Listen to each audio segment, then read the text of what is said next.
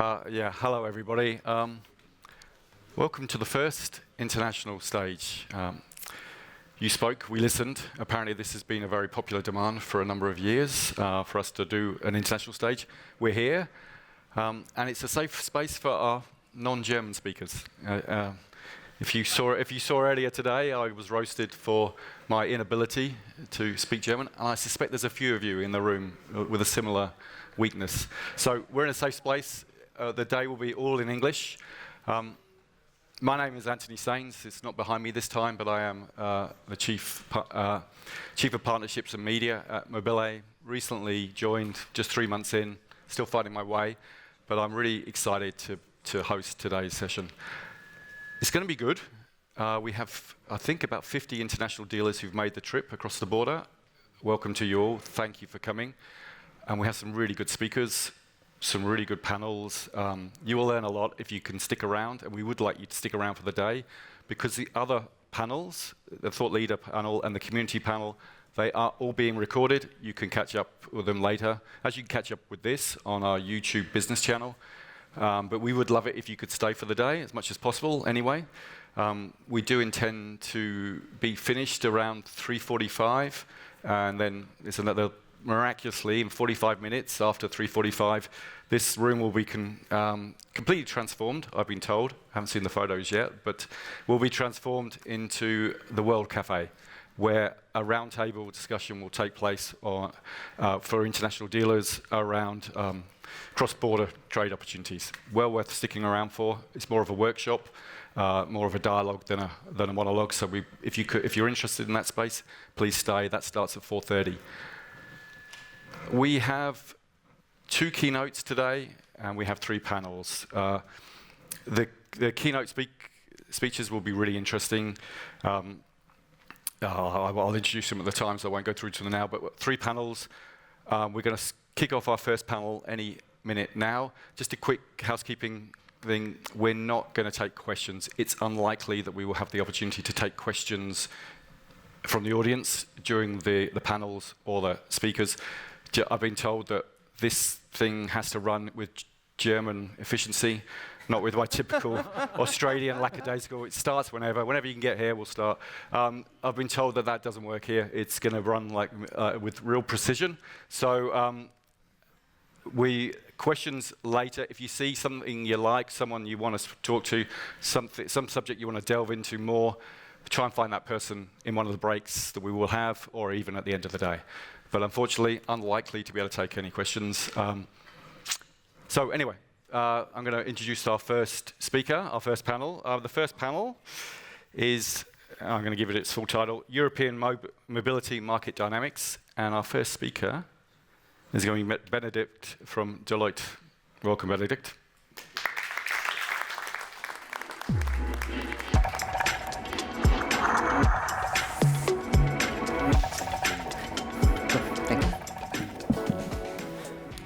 Okay, also an old picture.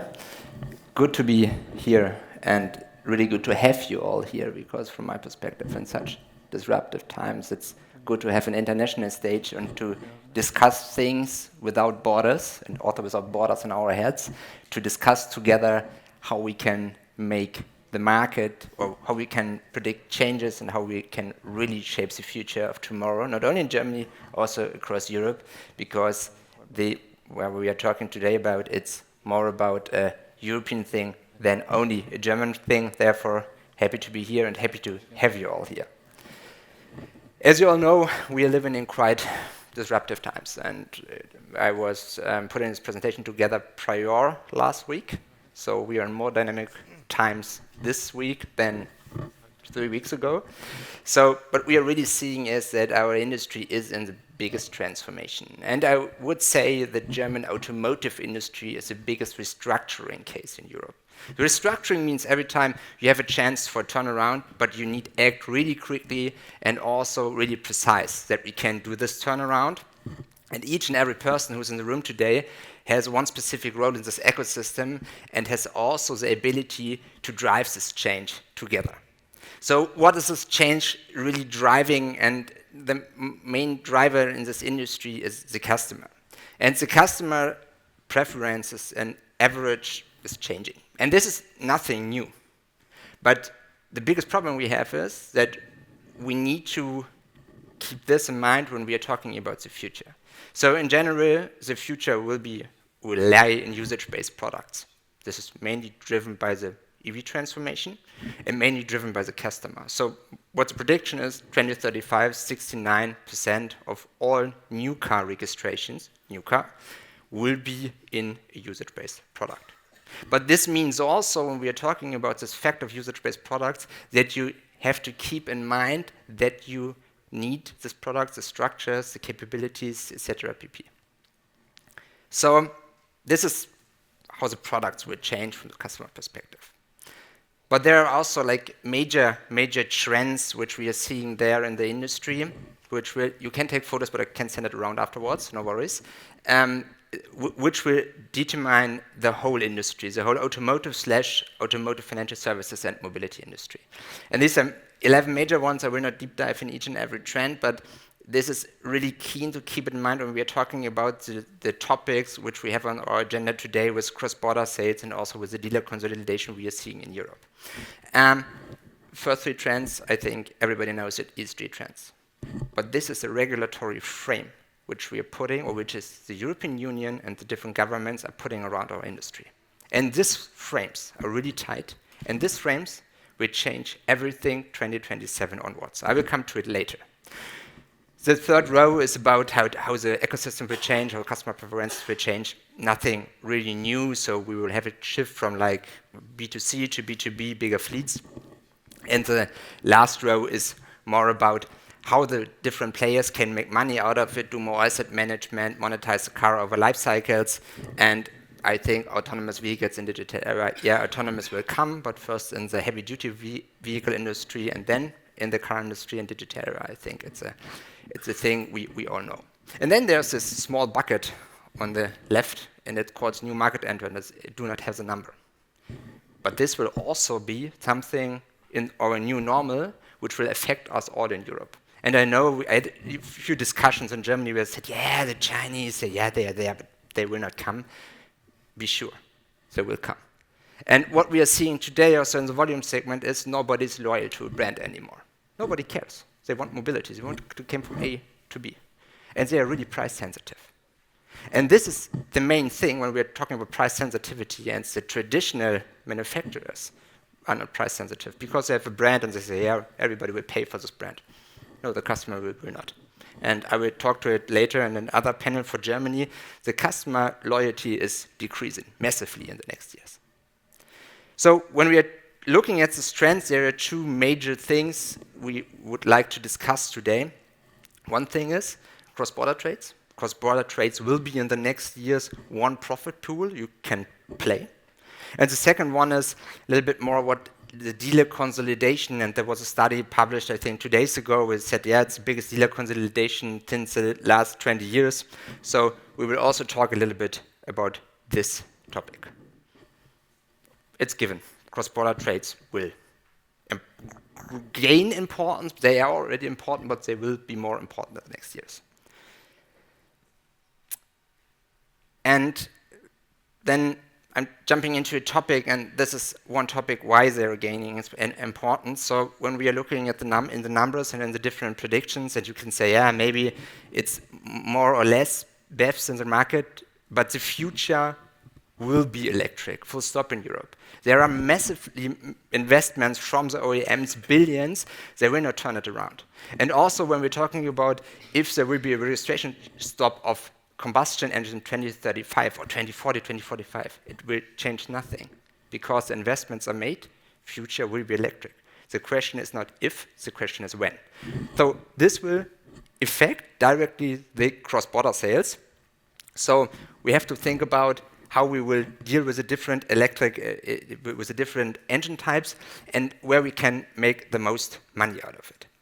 And when we're looking a little bit to Europe, what's really interesting there is the different arrows are showing the most exporting and importing routes of like used cars across Europe.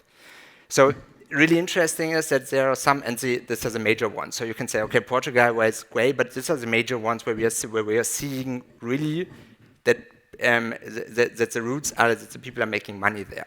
So they're exporting, importing things, but what you can definitely see also when we're talking about EVs and cross-border, that they're exporting more in countries or doing more cross-border sales in countries where the customer is really convinced, where you have the infrastructure and so on and so on. So this is really triggering cross-border sales, and we have different types of maturity also across countries. Therefore, it's good to be really international. So we are exporting, Germans are exporting a lot of things, other countries are importing a lot of things, but in general, also with the engine type, it varies. But the main thing is, can you make money out of it? And the answer to this question is yes.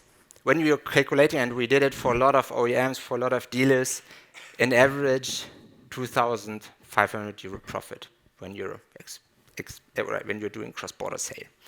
And I think 2,500 euro, it's quite a big number for used car, especially.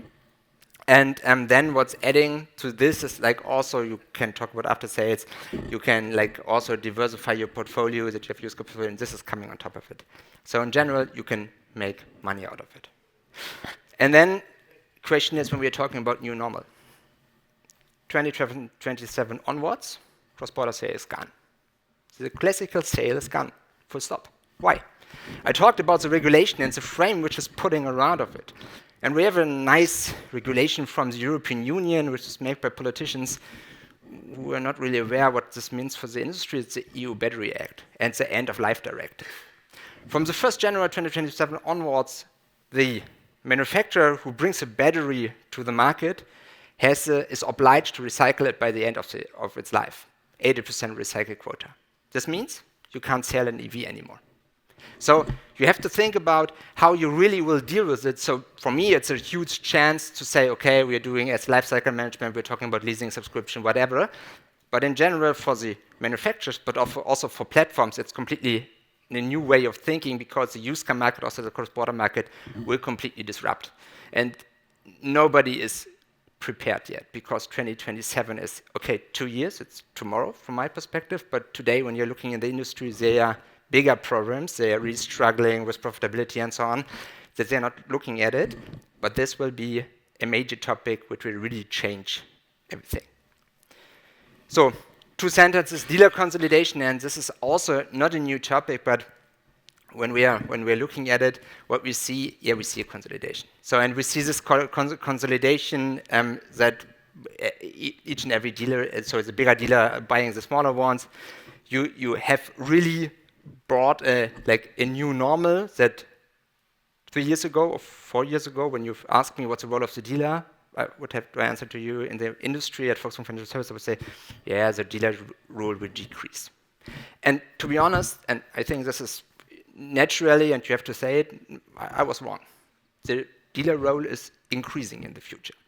And this is not partially in Germany the point, it's also across Europe. So therefore, we have this trend, we have this consolidation trend, but in general, the importance is growing also to serve the customer with the right product. Because the biggest mistake we made when we were talking about the BEV transformation is that we haven't put the customer in the center. We put a technology to the market and say, use it.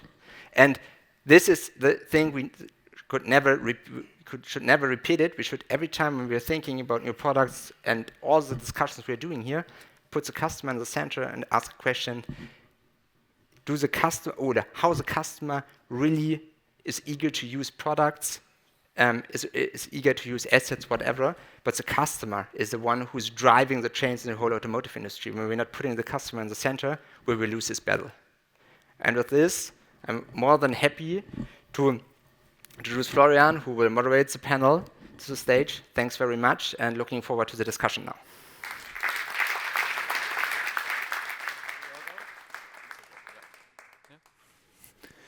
Okay. I'm not Steffen, who is on the agenda. Steffen couldn't be here today, but for those of you who don't know me, my name is Florian. I'm the Chief Sales Officer of Mobile. And I'm very excited to be hosting this panel today because we have super relevant players in the industry and real experts on cross-border trade and dealer consolidation. So that's the topic of today. So I would like to welcome on stage Rolf Westgates, Joao, Benedikt Middendorf, Frank Moorman. Please have a seat next to me. There is water. I'm told it's already open, so Okay. if you have Okay. a dry mouth. Good to know. So, who do we have sitting here with me? First of all, we have Rolf, who's the founder and CEO, I would say, of Eurostocks, right? Is CEO the right job title? Yeah, okay. Then Benedikt, you already heard a minute ago. Then we have Frank Moorman, super interesting. He's the managing director of the, I really have the phonetic way to pronounce your company name, Nieuwenhuizen. Nieuwenhuizen, yeah. Group. Group. And then last but not least, we have Joao, who's the CEO of coches.net and motors.net. For those of you who don't know what that is, that's basically the Mobile.de of Spain. And we've been working together for a long time, but we have rarely ever talked about the two topics of today, so that will be super interesting for me also to learn your perspective on these topics.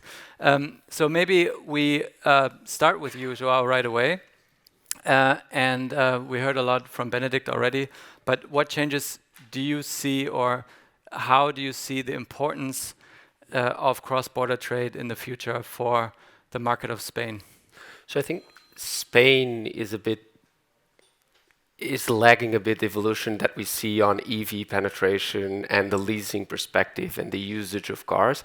It's more of an old country, an old perspective country where you see more, I like to own the car, and it's more petrol heads than EVs, and we can talk about why that is. But I think cross-border trade is still important for Spain. We're more important importers than exporters.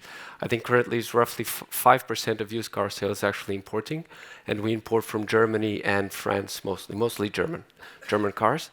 I see that importance growing in the future, and we need to tailor for that as well. And just for perspective, we export, but we export more to Portugal, that was in grey, and North Africa. Older cars, and we do also, out of curiosity, we import cars that are older than 6 years, and very high-end cars from Germany. Why? Because, as Benedikt mentioned, price-wise, customers are very price-sensitive, and they get very good deals in Germany that they could not get in Spain, given the price differences of new versus used car. And that imbalance creates the opportunity that then drives that profit that you mentioned. So important, yes, in the future. Currently, not the majority of the market as we stand. Mm-hmm. So maybe let's get the perspective of the managing director of a dealer group. Frank, what is the importance of cross-border trade to your business today, and how do you see that evolving over the next 5 years? Yeah, we already saw it evolving last year's heavily, and I think we're heavily dependent also on other markets to either get the cars to the Netherlands to resell to other customers and end users. But also in the future, if I see those borders evade to like not a barrier anymore, I think that's a real trend, that we can easily access all Eastern European countries in terms of export, that we can much easily access Germany to buy cars and everything like that. So it's easier to step over the border. And also, if you look at the scale of the Netherlands itself and the car market, then it's not that big. I talked to someone from the UK just recently, and the market there is like 5 times bigger even than in the Netherlands, and that's the thing you need to take into account if you're a Dutch dealer. It's just a small country, and we tend to think big always, so we need to do that cross-border trading. Yeah, that's great, and it's great to have experts supporting you on that. So, Rolf, cross-border trade is your thing, right? So what's your perspective on the future development? Are you in the right spot with your business, and what does the future look like for you? Yeah, thanks. I think we help, as Eurostox, international non-German dealers to be successful on Mobility, selling cars and trucks. There's also truck dealers here, or vans, commercial cars. And there are a couple of reasons that I foresee that the cross-border trade in the next 15 years will grow. And then we can talk later maybe at the Battery Act. Yeah. But for the next 15 years, and it's first of all, there are 250 million cars driving around in Europe, right? So that's a big number. Yeah. And they need to go somewhere. They go to Africa, Eastern Europe, from west, from the north, Scandinavian countries, to the south, to Spain. Second of all, we have EV transitions going on, right? And in Holland, Norway, I think we are ahead of it, right? So 5% of our car park is already BEV. So, but for example, in 2019, because of the government, we sold in Holland, the #1 model was the Tesla Model 3. 30,000. For us, that's a really big number. The Golf, the Volkswagen was 10,000, to give a perspective, right? That was the #1 for ages. After the 5 years lease period, it's coming back right now, 30,000. And as a small market, we cannot absorb it. No. So we need cross-border trade to have not a price drop till 10, but till 20, luckily. Some in the room are getting lots of Model D specs. And the sourcing, but that's what Frank told, as a showroom in Holland, but I think it's also in Germany and other countries, you need to source your cars for the local market, because you are a dealer connected to your clients. Some need older cars, young cars, exclusive cars. And the trade-ins are not the cars for the local market, so you need to find other markets to sell it. So that's why I foresee. So, Benedict, of course, we heard a lot from you already, but what are some of the recommendations you have for the people in the room to better prepare for that increasing importance of cross-border trade?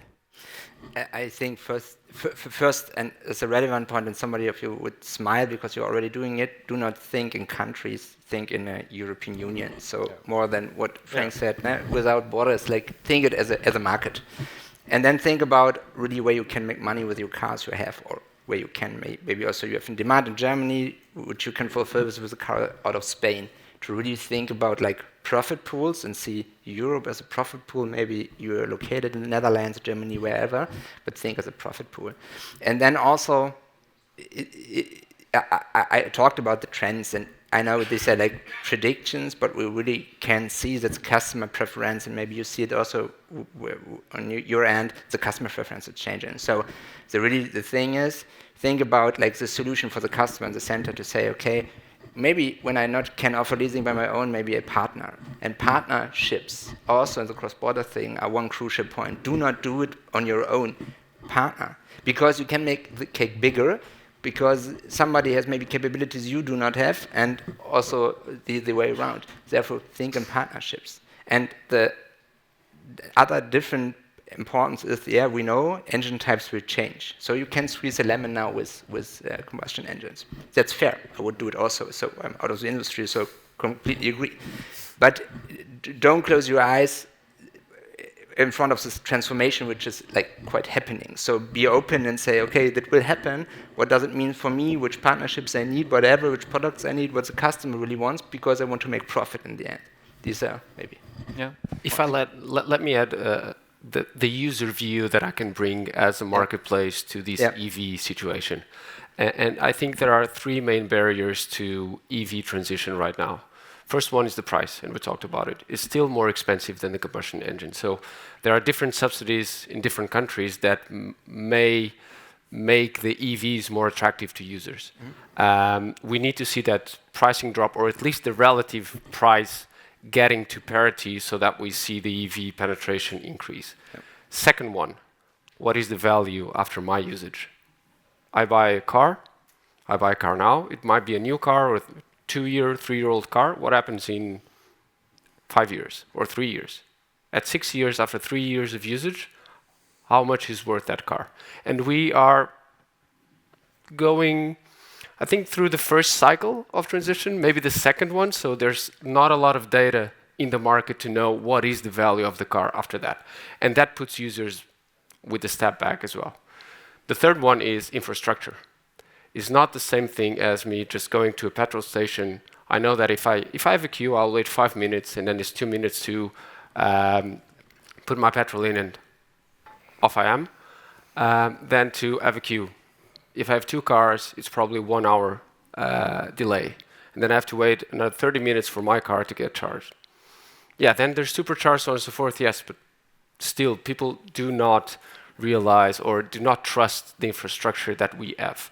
And these 3 points that we need to, like from a user perspective, are putting a barrier. So maybe to add to the second point, because this is the most relevant point. Because, to be honest, I do not want to buy an electric car because the residual value risk in my personal books are way too high. Yeah. So this is, I think, therefore it lays in user-based product, but then the residual value is with somebody else, so like the financial service provider or the manufacturer.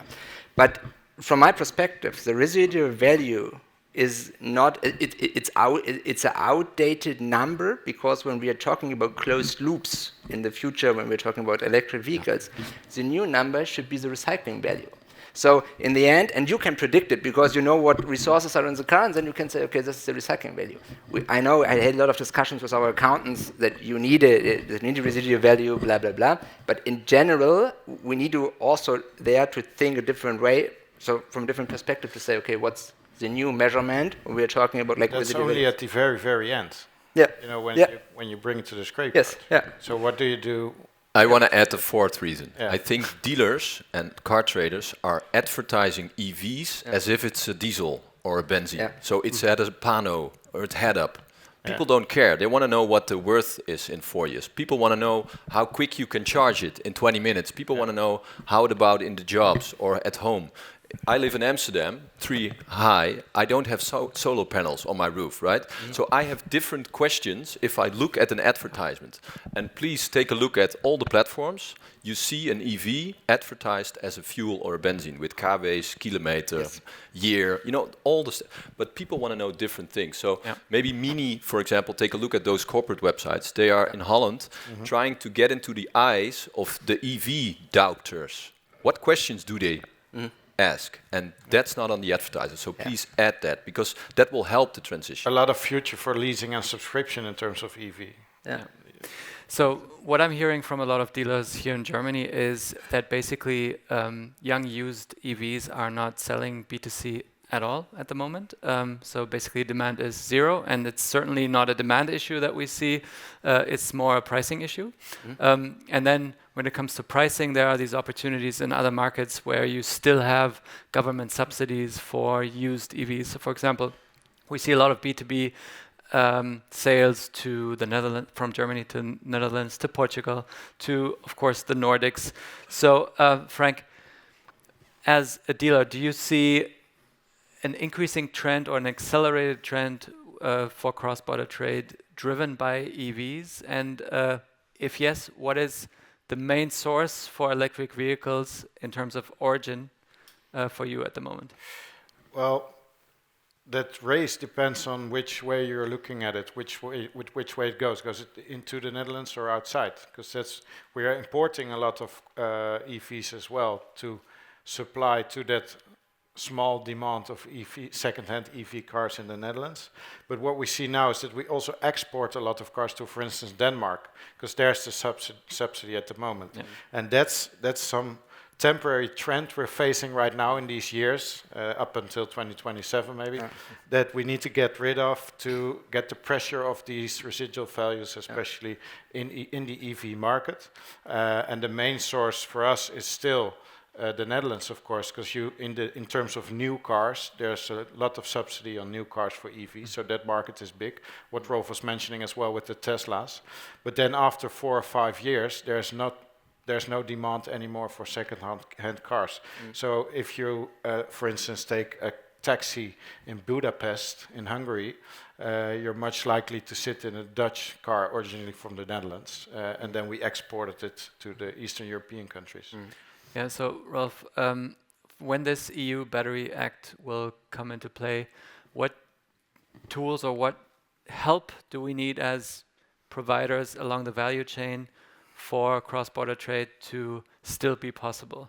Do you have any ideas in terms of your business? That should be a question more for Benedict, but it's there are so much transitions going on right now with the combined cars and with the EVs, and as a dealer, you need to source the right cars. And after COVID, we thought that an electric car of 100 was 70,000 euro worth after 3 years, right? So we have a new reality. Yeah. There's an overproduction with the OEMs coming up, so new cars will be bought by 30% discount, hopefully for you. Yeah.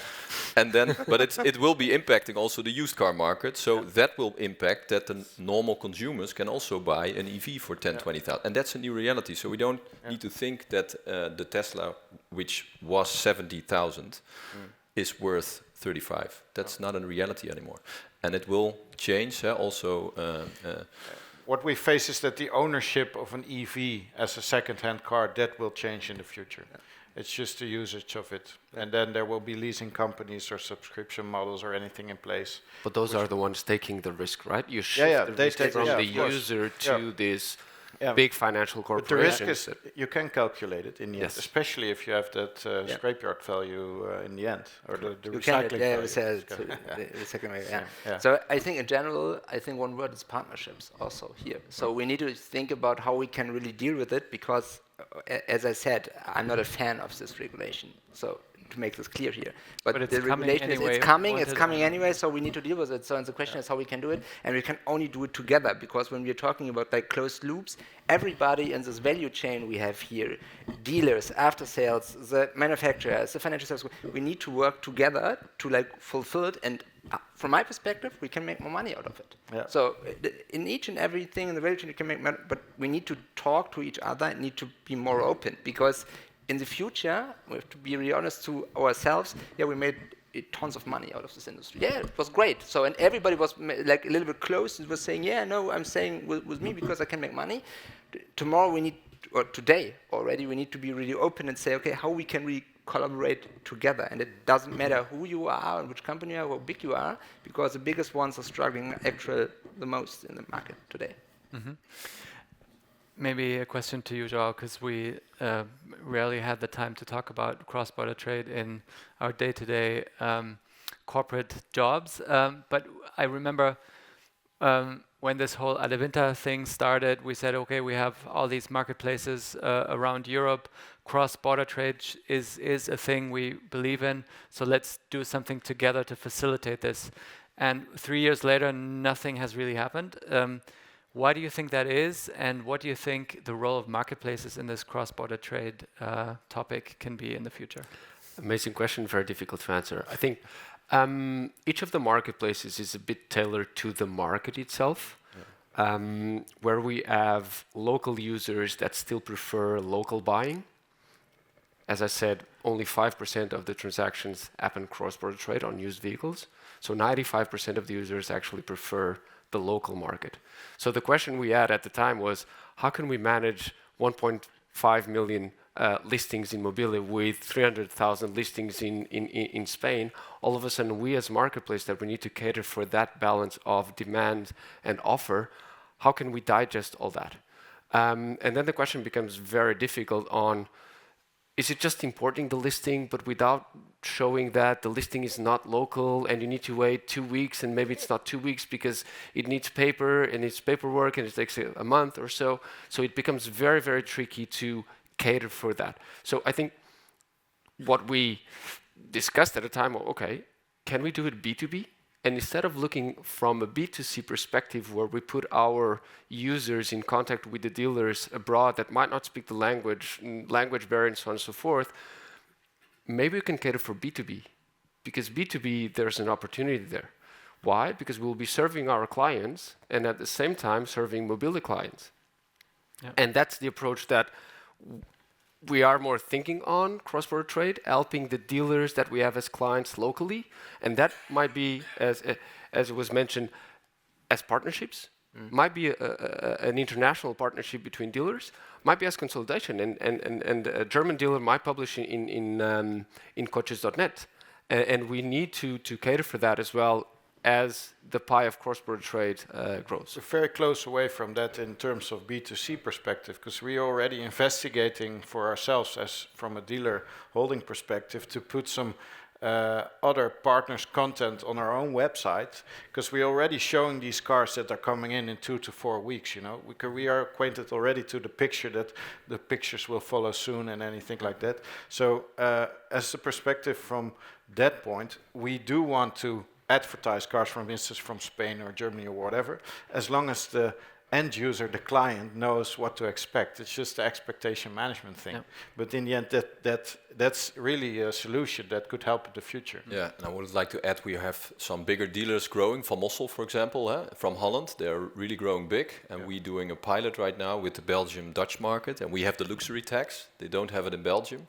So they have one Van Mossel website where they have the complete stock, because you don't want to have a customer on Van Mossel that doesn't find the Golf who is on Belgium side, right? So they're creating one marketplace, and they will fit in within 1 week the delivery. And you can deliver at your home, or you can deliver at your local dealership, because they have 200 local dealerships. That's not the problem. You need to wait anyways for a couple of days. So Van Mossel is a great keyword. We'll get to that a little bit later, because they just acquired Nordostsee Automobile in Germany, and we will talk about dealer consolidation in a minute. But I would like to continue on where you left off. You said, okay, between Germany and Spain, maybe it's more of a B2B game, and B2C might be challenging, at least from a marketplace perspective. We do have B2C examples, though, and that's a perfect segue. Thank you for that answer, as if it was planned.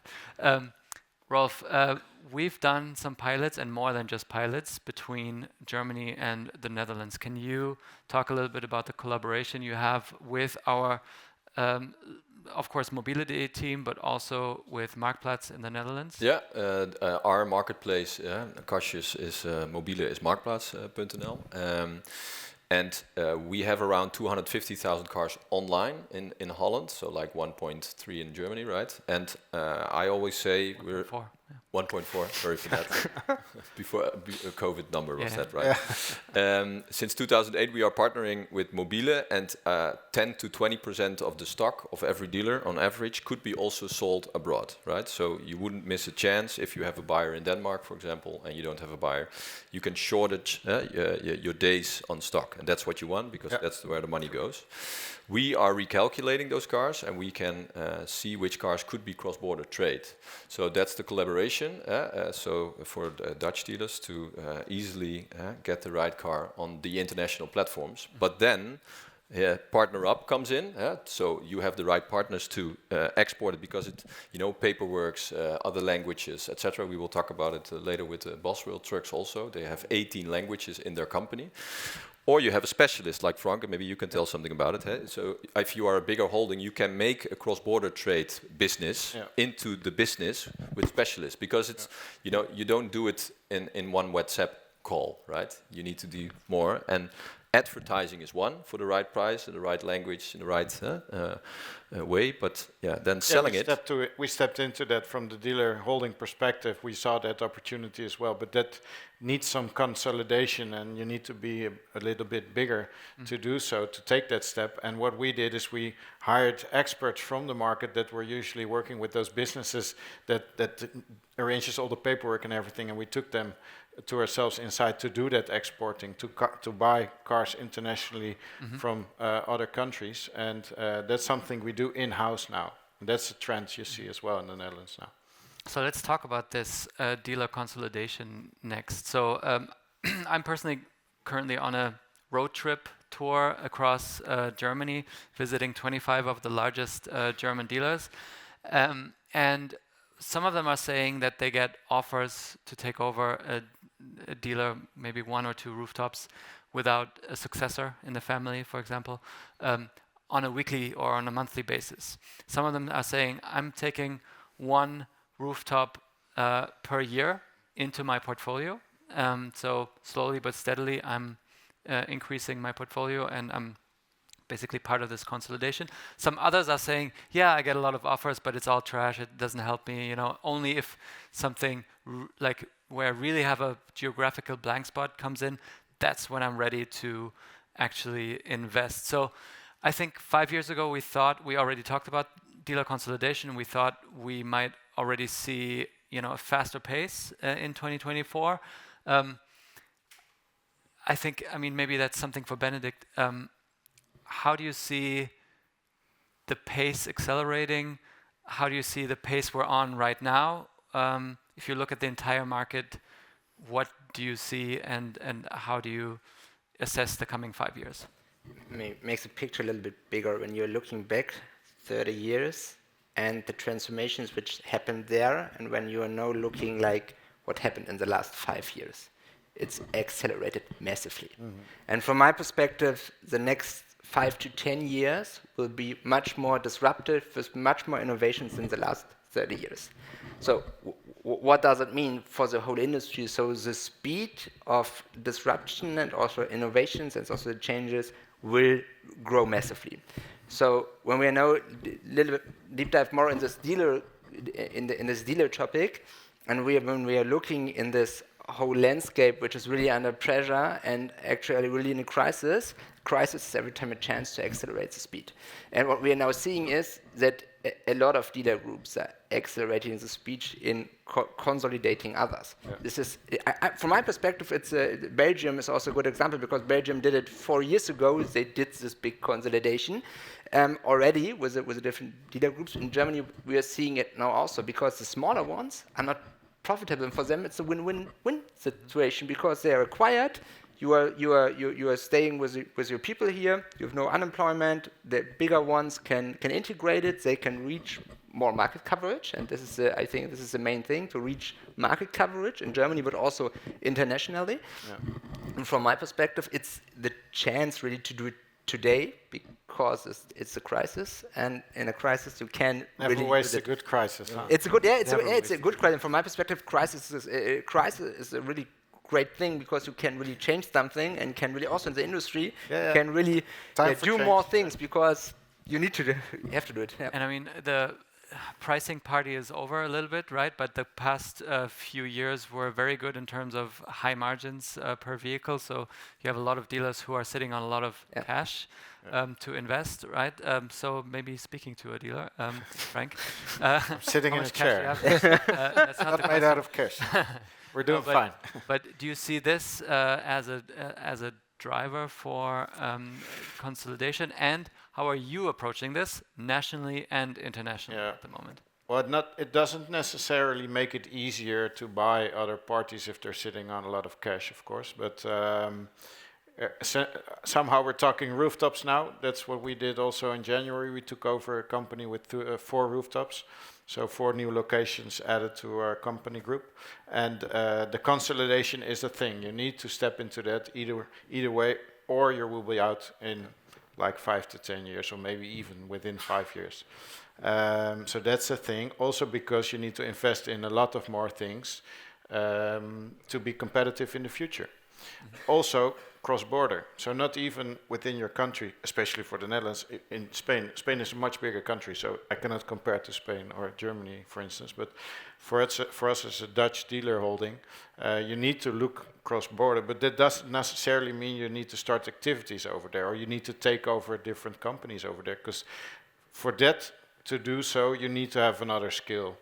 Because you have market dynamics, and you have like Germans that are on the clock, and Spanish that wants to go for lunch break maybe longer than 1 hour, and you know all the sayings. So it has all the different market dynamics, and to step into that as an entrepreneur, that's maybe something else. You need to have a bigger skill, like Emil Freyer from Mossel or whatever. But what we do as a smaller dealer group, we're top 25, 30 in the Netherlands.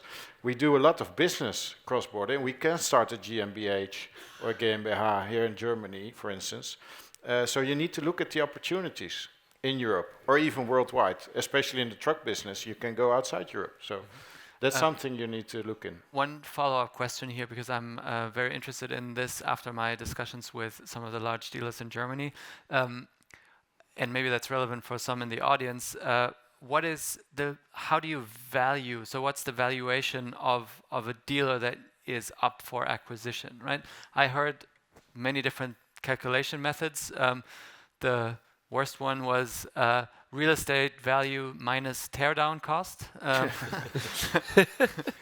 the most It's always interesting zero, one. right? Yeah. Of so course, you how look do at the entrepreneur value. So the what's it really worth in the books, and then you're talking about goodwill. I think that's the topic you want to address, and that is strongly dependent on the brand, the future of the brand, the region where you're locally active, and the number of rooftops you're carrying, or the number of sites and people. So a big company to take over doesn't necessarily means any good, because it can also be a very inefficient company, for instance. So in terms of brands and like Volvo, for instance, because we are carrying Volvo, you're buying zip codes as well, and zip codes are not that expensive, so to say. Yeah, the funny thing is that dealers think that their name for the last 80 years worth it a lot. But as you mentioned, the make model Volkswagen is less loyal to brands. Yeah. But it's also less. You forget the name 3 years ago. Yeah, who are you doing business with? With Volvo or with Nieuwenhuizen? That's a good question, and our marketeers cannot even answer that question straight away. Yeah.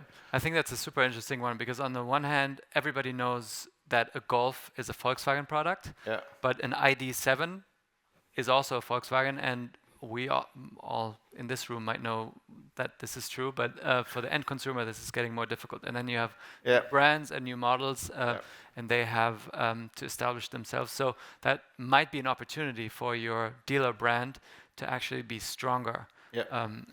So, you said a little bit about that already, but how are you investing in your own brand positioning and marketing as a dealer? Yeah, well, we rely still on our name, of course, because we tend to think that it carries some value, but we also don't look away for the fact that, for instance, now we're opening up 2 stores of Lynk & Co. We start retailing Lynk & Co. next month in December. And we're still in that discussion, do you even have to put your name, or is it just Lynk & Co. Apeldoorn? Or is it Nieuwenhuizen, Lynk & Co. Apeldoorn? You know, so, but you need to be investing in things that you keep relevant, and don't look away for the fact that clients can choose, and in the future will more choose just the brand, or even the monthly payment. I think that's also a trend where we're looking into. Florian, let me bring a contrarian view. Yes, please. Generate more discussion. Yeah. I think consolidation will happen and is inevitable. Almost in all industries, we've seen that. But I think that the capillarity distribution of technology is actually might decelerate the consolidation trend that we've seen in the past. Why? As Ajay mentioned at the beginning and the opening, we as marketplaces are also there to provide tooling. Not only marketplaces, but a lot of tools that in the past would require huge investments to be done will be readily available to all the dealers. So I do believe that there are still a lot of opportunities in the market for small dealers to actually start business and grow. And I would not say fight the consolidation, but survive the consolidation. It's about the companies that are inefficient and do not adapt to the new demands and the user needs, and adapt to new pricing, new technology, that will suffer the bad consequences of consolidation, because they will be bought as inefficient companies. They will get the value of real estate minus teardown, and that's their value. The ones that are efficient, they will be able to sustain business, or if there's a better option and consolidate and merge into a bigger corporation, that might be the way they decide to go. So Benedict, maybe that's a question for you. If I'm a medium-sized dealer right now, how should I look at all of this? Is this an opportunity? Is this a threat? What are some things that I need to do now to be a winner in this? Free tips. It's always a famous last word. Frank is listening. Famous last words. I think there is not the silver bullet, full stop. There is no silver bullet. But I think from my perspective, when you're a small dealer, you need to, when we are coming, the difference between volume and premium. And I think with premium, with high margin, you can be a small dealer, because when you're like driving Ferrari or Porsche, you can make a lot of money. So when you're volume one, I would say also when you're small or medium, think about what you are really delivering, and when you are standalone, what Joao said, I would make a question mark behind it, because volume segment, as it said, volume, it's a scale game. So in the end, you need a scale to really survive. And then we are going also maybe go down the volume stream. Then also the question is, in which region are you located? Yeah. So are you in the region where the demand is really high and you're the only one as a small one, but then you are also in this volume game again, because then you have a proposition where you can really stay and sell cars. So, but when you're in a region where a lot of competition is, the question is, can you really survive against the bigger ones? Or should you say, okay, just buy me, I can make money out of it, I will stay on a roof of a big group, and then we can do all the things together and also invest in things. So from my perspective, when you're talking about like platforms, I can say, okay, yeah, then low down really your costs, then maybe it's an opportunity to collaborate as a small dealer with you, but when it really is, you have to pay a lot of money and you have thin margins, because the market is changing, as we all knowing, party is over in the used car segment. Then the question is it really for me valuable to cooperate with a platform to scale me? Or if I said I go under a roof with a bigger dealer group and use synergies? There's always place for a local hero, but it's tough. It's a tough game. Yeah, it's a tough game. And also the question is, when we're talking about loyalty to a brand, when I'm a dealer in a region where there's no other dealer, then you're loyal to a dealer, because then you are going to Müller dealership. And Müller, there is my personal salesperson who's like talking to me.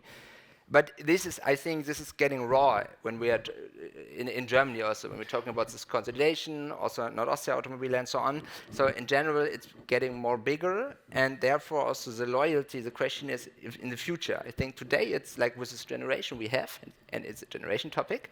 Yeah, it is a generation topic. So it's also with everything. So when we're talking about the current generation, okay, they are going to the dealership in the case of, I want to talk to my salesperson and I want to have this salesperson. And I think in the future, it doesn't matter if you go to Moll, Van Mosse, whatever, you're going to the dealership and saying, okay, I want to have this car, maybe look at this car, I want to have this. Especially with the online trends. It's going much and more the trend to using a car. Yeah. So look at the different, in the future we will not stick you can't stick to this variants of cars. So 75 variants of a steering wheel at a Volkswagen Golf. Are you kidding me? Yeah. So why? It's a steering wheel. So it's nice, so have one variation. Pick one. So take one, take one.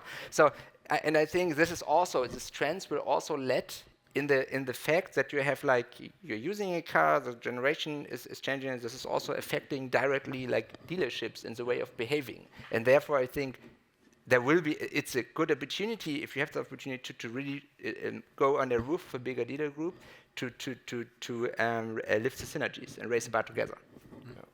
Rolf, do you see a big correlation between the two topics we talked about today, cross-border trade and dealer consolidation? Is one driving the other?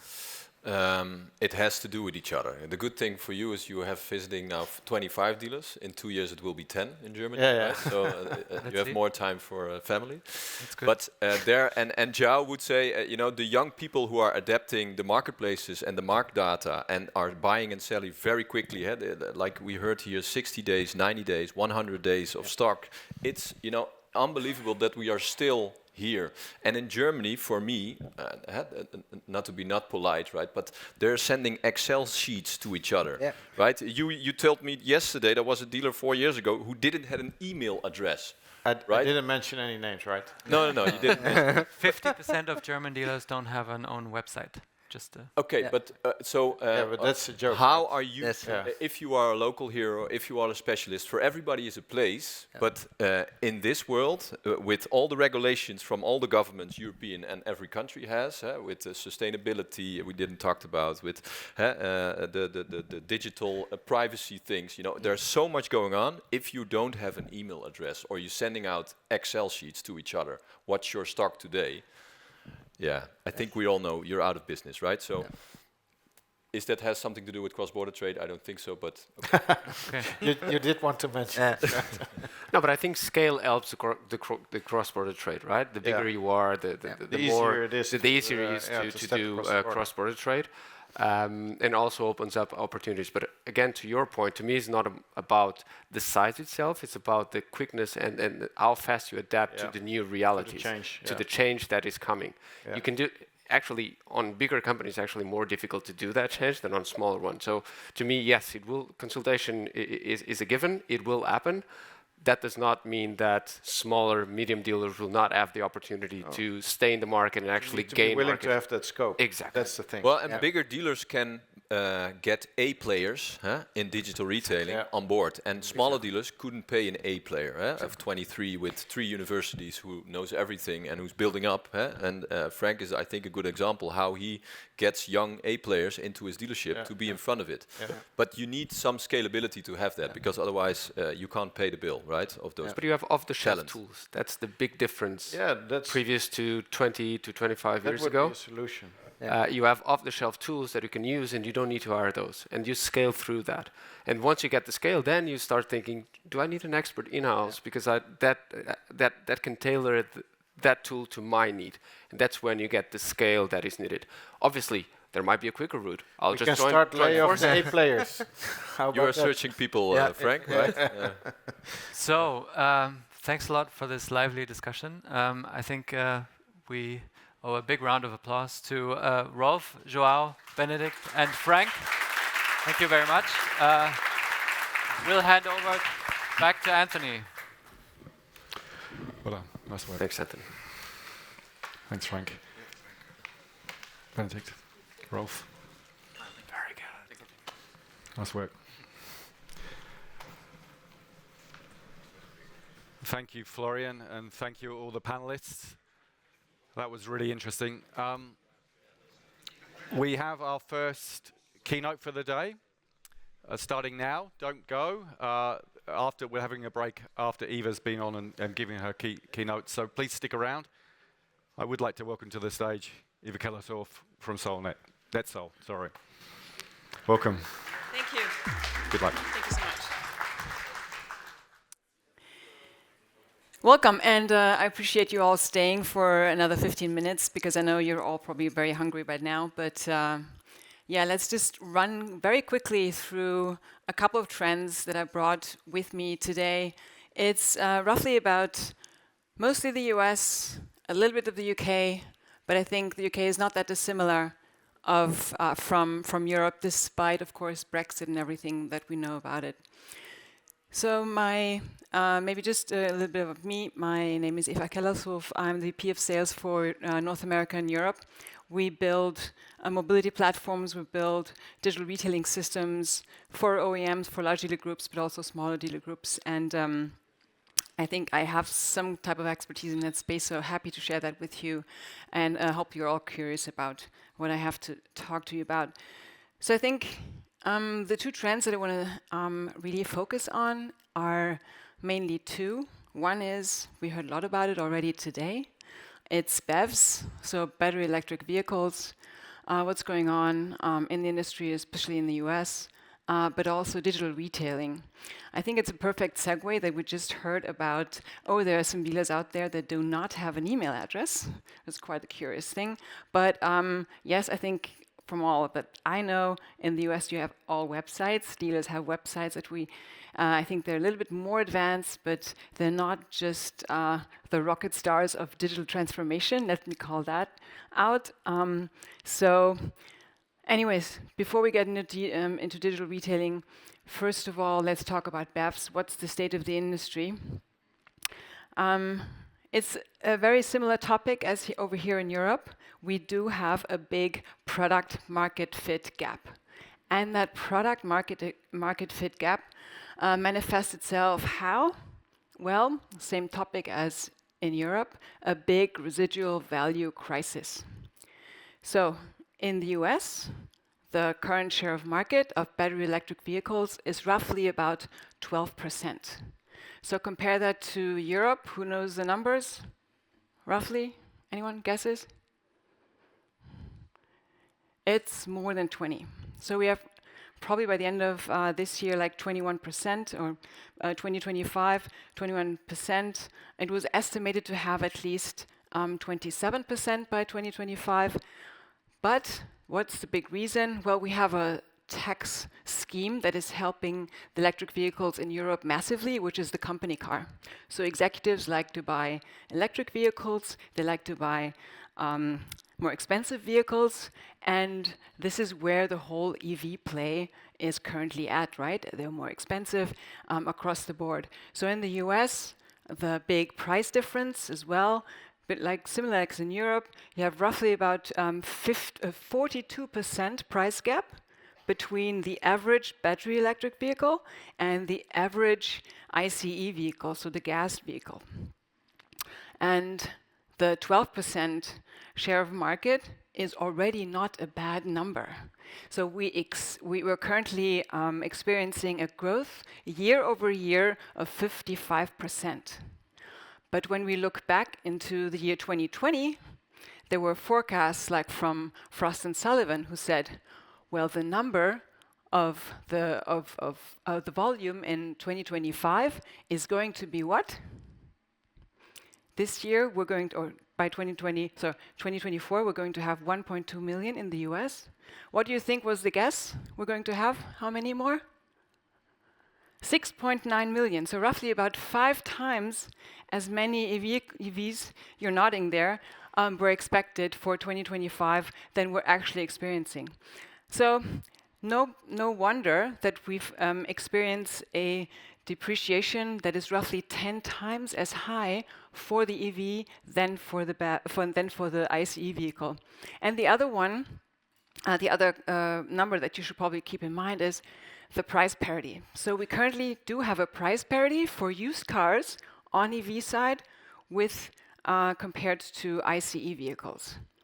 And that comes, of course, because of that large and sharp depreciation of the first couple of years in electric vehicles. However, 31,000 is the average price tag for a used car. That is pretty big. That's a pretty high number. Compare that to pre-COVID. It was, any guesses? What was the average price in the car in 2019? Any guess? $19,000. Yes, so huge price increase. We all talk about the inflation in the US, but that's basically the story. Maybe a number that we also see from the UK, very similar development. All powertrains depreciate about 52%. The BEVs depreciate down to 37.8%. So what are the reasons? One is total cost of ownership. We all thought, hey, yes, the asset itself is a lot more expensive than the ICE vehicle, but we're going to have lots of savings with taxes, with fuel consumption or charging, with maintenance, etc. What we didn't account for was a huge increase in insurance premiums. So with that depreciation that is a lot sharper than with ICE vehicles, we see a lot more vehicles that are considered scrapped, so that are considered no more repairable once they get damaged, because either the supply chain is not there, so parts are taking too long to provide.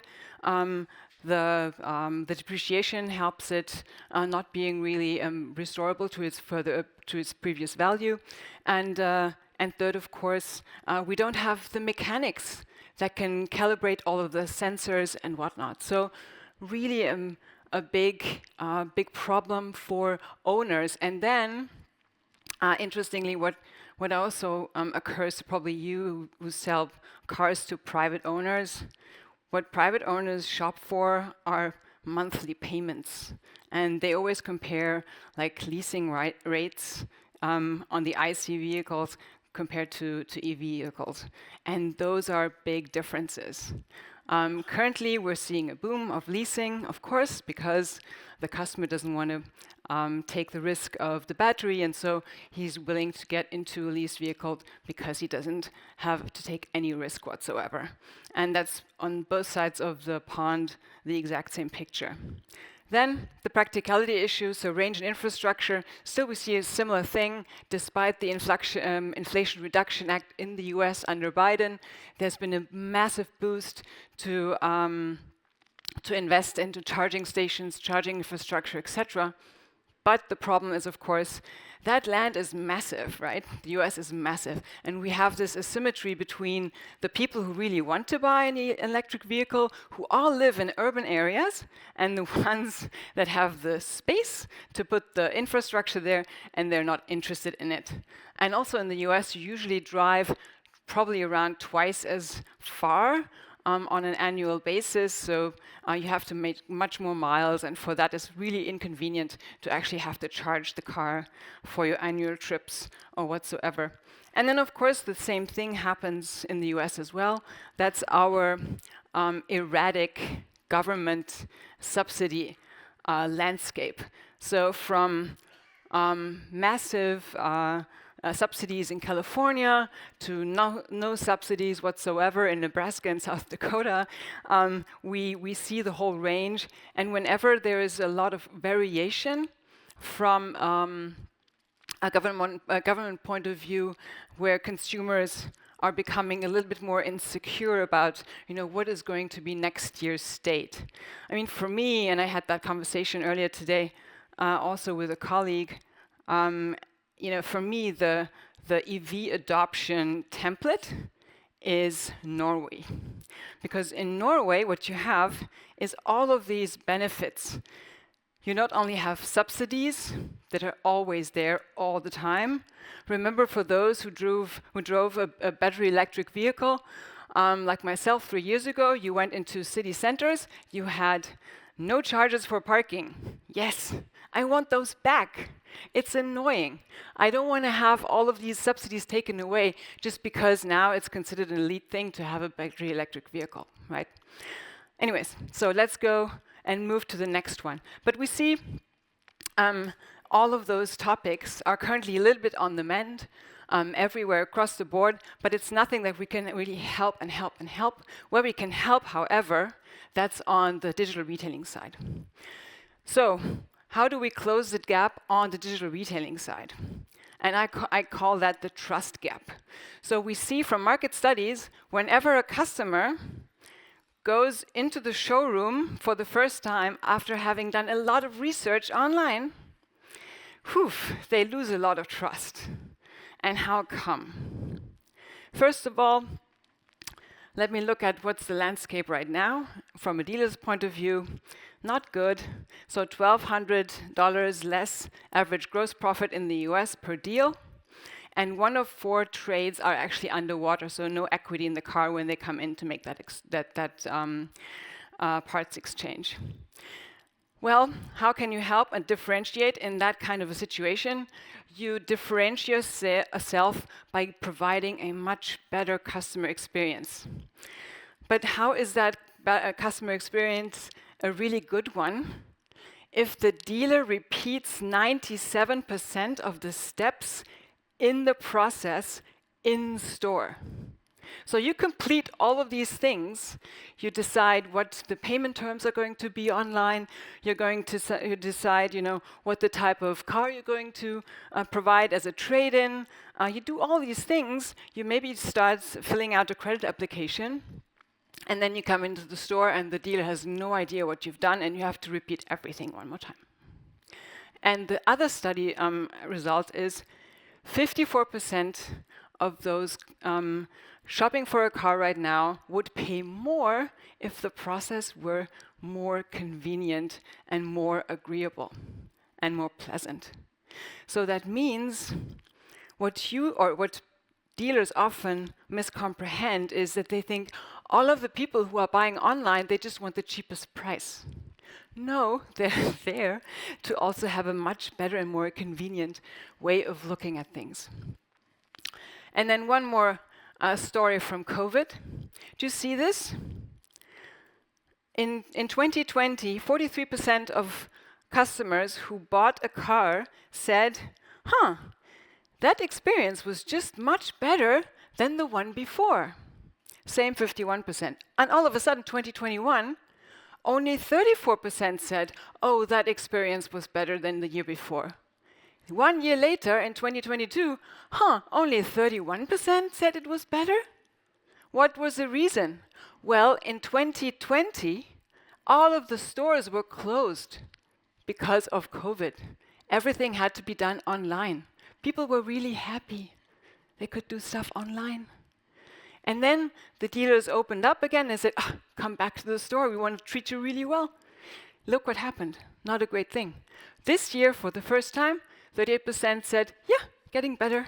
Let's go. So, as I said, there's not a lot of satisfaction out there.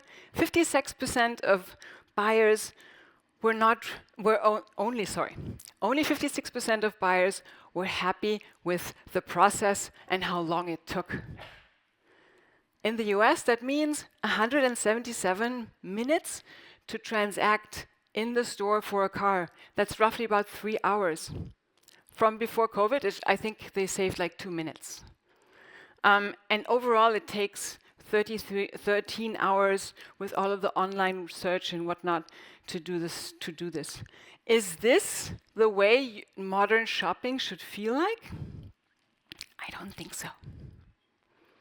What are we used to in online shopping, even for bigger items? It's convenience and speed. And we all heard AJ today this morning who said 40% of dealers do not respond to a lead within 1 week. I have a similar customer survey that said 7% of dealers respond to a lead within 24 hours. Pretty much same category, only that survey is like 2 years older.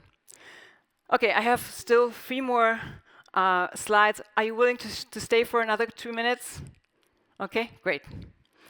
Okay, everything is about speed and convenience. So how do we leverage that from an in-store experience and from a technology point of view? It's very important.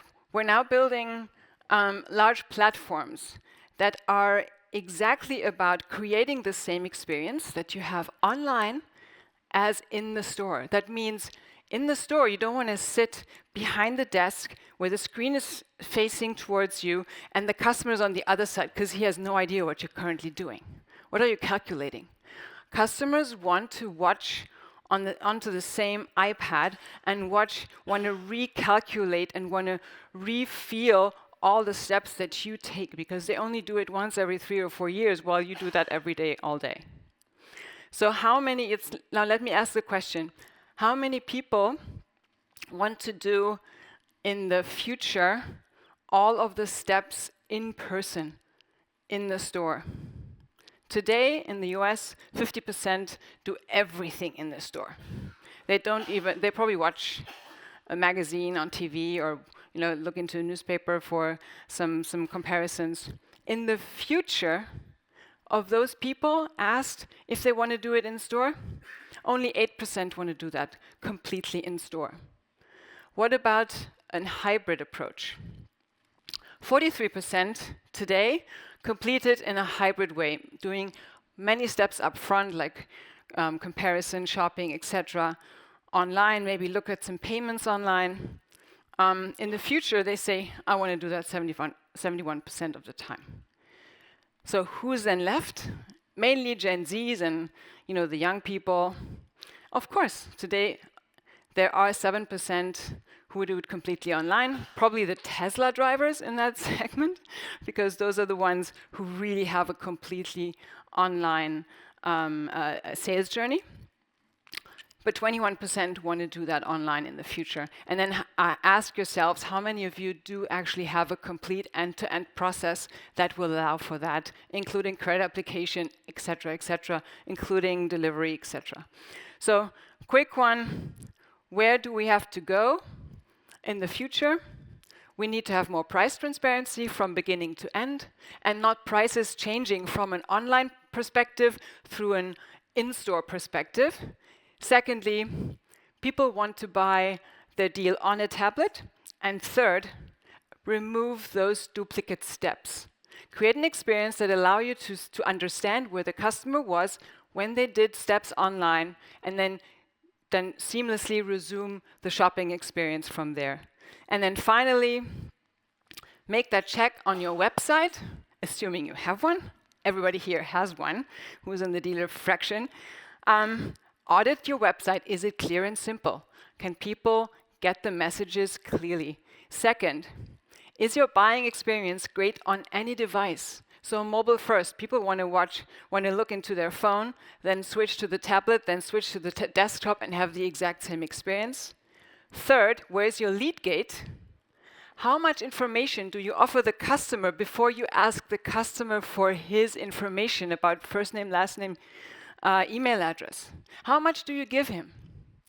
And then fourth, is it easy to find accurate and transparent price and lending option on your website? How easy is it? And then 5, are your customers clear on the next step in the buying process? When they either are continuing on their online journey or when they go into your store. Those are quickly my messages. Stay innovative, stay fast, flexible as the industry changes as well. And whoever wants to speak with me, just give me your, or here's my business card, just tag it and get in touch. I look forward to the conversation. Thank you so much. Thanks, Eva. That was excellent. Thank you.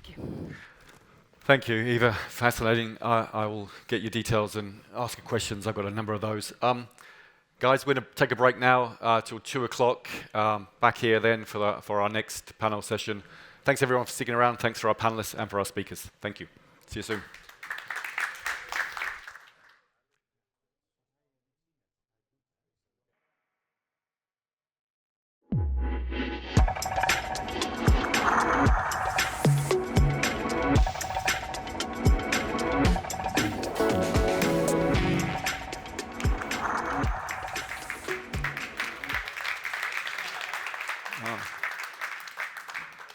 Thank you. That was much warmer than this morning's crew. Guys, we've got our second panel now. It's going to run slightly different to the first panel. Each of the panelists is going to come up and have a quick 5-minute speech, and then we'll get together around these comfy seats for a follow-up discussion. So firstly, I'd like to welcome first speaker, Casper Bross. Yeah, sorry, from Boss World in Helens. I always get that mixed up. Apologies. Welcome.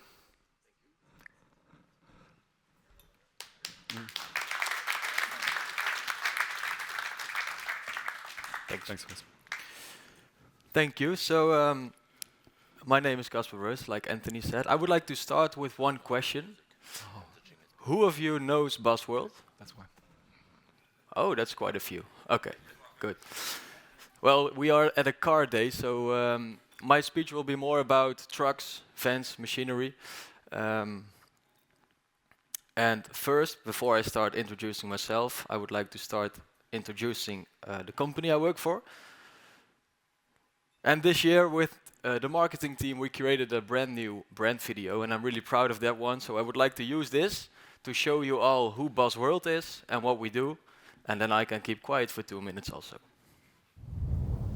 We are Boss World. With over 60 years of experience, we deliver more than 15,000 vehicles and machines annually to satisfied customers. In more than 180 countries worldwide. Our extensive range consists of new and used trucks, commercial vehicles and equipment. We support and take care of the entire sales process from our store, depots or directly from the customer. The customer sells their vehicles and machines easily through or to Boss World. Our account managers are always ready, and our check-in team carefully inspects everything. We are the eyes of our customer. All of this is supported by our innovative approach and our dedicated team of over 450 employees, 150 of whom work daily on the latest technological developments. We work every day on the largest transaction platform in our industry. Thanks to our pricing data and market expertise, we advise our customers optimally and sell 80% within 2 months. According to 9 out of 10 customers, selling via Boss World allows them to achieve higher returns compared to traditional trading methods, while they can focus on their core business. Our vehicles and machines are available online with more than 12 million annual web visitors and advertisements on over 55 marketplaces. We are here for buyers all over the world. In 18 spoken languages. With around 3,500 vehicles and machines and an area of 200,000 square meters, we have the largest showroom in Europe. Additionally, we have various depots throughout Europe and expanding to even more countries in the coming years. We ensure that all documents and transport are fully taken care of for every customer, wherever they are in the world. This is how we continuously lead with innovation, always providing the best solution for every customer. In an easy and reliable way, thanks to our expertise. Hey guys. Bosworld, leading the change in global trading by making it easy and safe.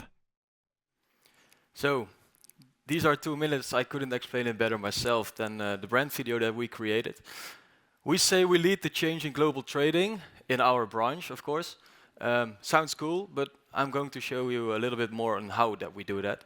First of all, so my name, Casper Brus. I'm the marketing and e-commerce manager of Bosworld, making me responsible for these 2 departments. So mostly marketing, creating brand awareness, of course. E-commerce is generating leads. Bosworld, we used to be a trader. We exist for 60 years. We used to be Bus Trucks. You probably know that name also then. But someday we thought we have bigger ambitions than becoming the biggest trader in the Netherlands. We have an ambition of doing 75,000 transactions a year. Currently, this year, we will probably end around 15,000. So we still have a large way to go. We have a few nice numbers, but one is very important to highlight, I think. We have over 450 employees. 150 of them is IT, tech, product.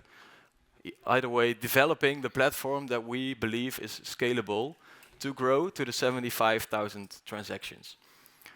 So, of course, if you are a trader and you want to grow to 75,000, building a platform is a nice thing, but that's not just the solution to take these steps. So, the way that we believe that we can make that growth is a combination of online and offline. We have a platform that generates global reach. In our branch, in the trucks branch, it's way more worldwide than the car branch. So global reach is very important, but we also see with our buyers and sellers, both of them, they need some kind of local trust. They don't really dare to just send a truck to Poland if they don't know anyone. Or also, if you're a buyer in Spain, you need to feel some kind of trust with the company that you buy from. That's why we really believe in a combination of online and offline. Online with the platform, offline with various depots, like we mentioned in the video. Currently, we have, of course, our own store in Veghel. We have one location in Dortmund. We opened it this year in Germany, and a lot more in the planning. And next year, we will take more steps on these. So, does it work? Until now, it does. We see the growth in 2022. We launched the platform. And the last year, so this year actually, we see that we grow 41% in sales, and we do that by growing 35% in the number of advertisements. So, shortly, that's our strategy. Happy to tell you more in the panel later. Thank you, and please visit our site if you never did it before. It's really nice. Thanks. Thank you. Thanks, Casper. That's a very impressive organisation. Next, I'm going to welcome Paul de Vries to the stage. Paul is the owner of DCDW and Leisure Store. Welcome, Paul. Yes, thank you. Good afternoon, everybody. My name is Paul. I'm the owner of several companies in the online automotive space. I'm working in the online automotive space for the last 25 years. And I had a bright idea to start a new dealership two and a half years ago, selling microcars in the Netherlands. And they asked me to explain the vision about a new digital dealership in 5 minutes, so I'm going to try that.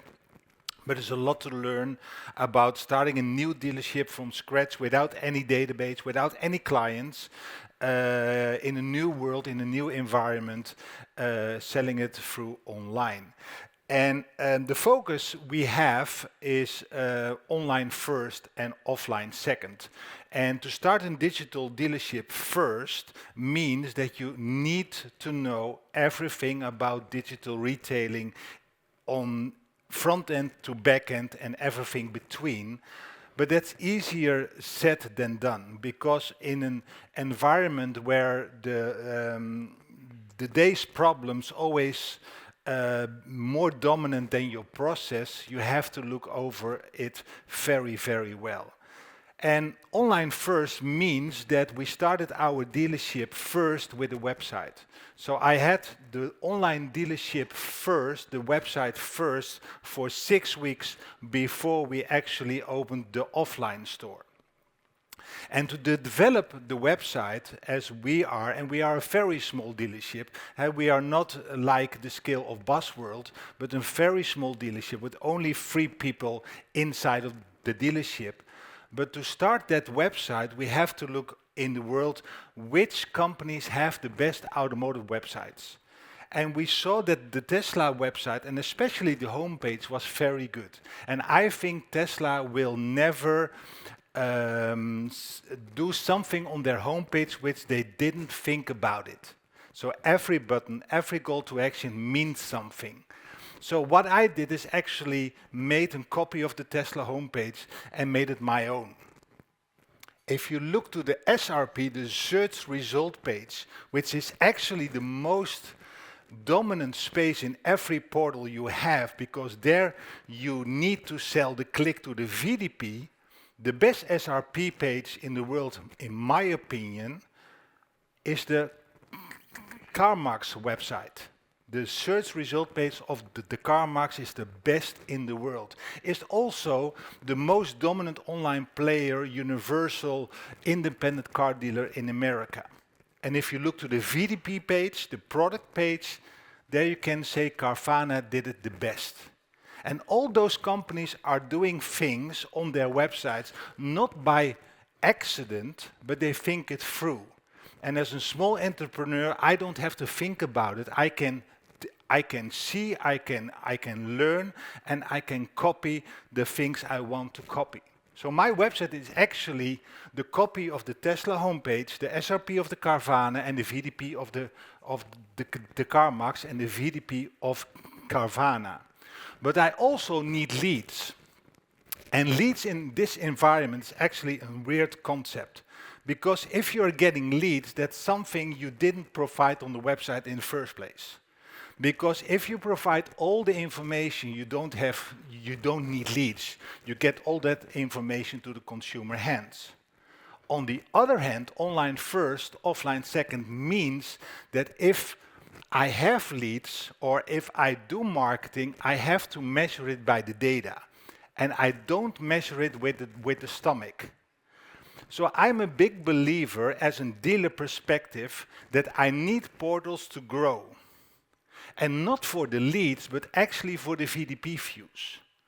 Because if I don't get VDP views on the portals, I'm never going to sell my inventory. And we sell our inventory on used cars 12 times a year now. Because we drive VDP views first, and then getting the leads after. But to getting the leads after, I need to know for sure where the lead's coming from. And we are using a very cool data provider, which is actually free. We use that on our websites. And that is calling SourceBuster. And SourceBuster is giving us all the information of the referrals which are coming to our websites. And we have 2 own websites. But if the source is my website, where is the referral coming from? And with Google Analytics 4, it is very difficult to measure, because Google Analytics 4 is very difficult for the bed and brother dealer to understand from the get-go. So I need something else. And SourceBuster giving me that information right away. Here you can see a lead from my website where the referral is coming from TikTok. And the question we are going to ask is, how do we do that? How can we provide actually that information in a lead follow-up. And to have a lead follow-up, we need to understand this. If the source is the same, my own website, if the source is the same, but the referral is in TikTok or Facebook, does the lead process should be the same? And the answer is obviously no, because a Facebook audience is a different audience than a TikTok audience. So as a digital dealer first, I have to understand where my leads coming from, where my campaigns are coming from, if I want to be successful. That's our goal, to be an online dealer first, to think online first and offline second. Thank you.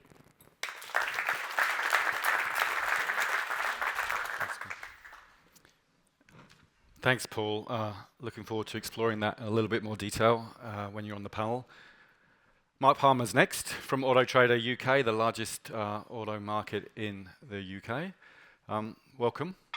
Thank you very much. Thank you. Hello. So I'm Mark. I'm the head of strategy and insights at Auto Trader. It's a great big website in the UK. I'm going to ask you some questions before I start. How many people in here are from Great Britain? Perfect. So I am the only person from Britain in the room, and we're speaking my language. Apologies. So I'll start with an apology. I'm slightly embarrassed by that, but thank you all very much for sticking with me. Number 2, I'm sad. So I'm embarrassed, and I'm also sad that Auto Trader did not feature on your list of good stuff. Please, next time you do a presentation, put our stuff on there.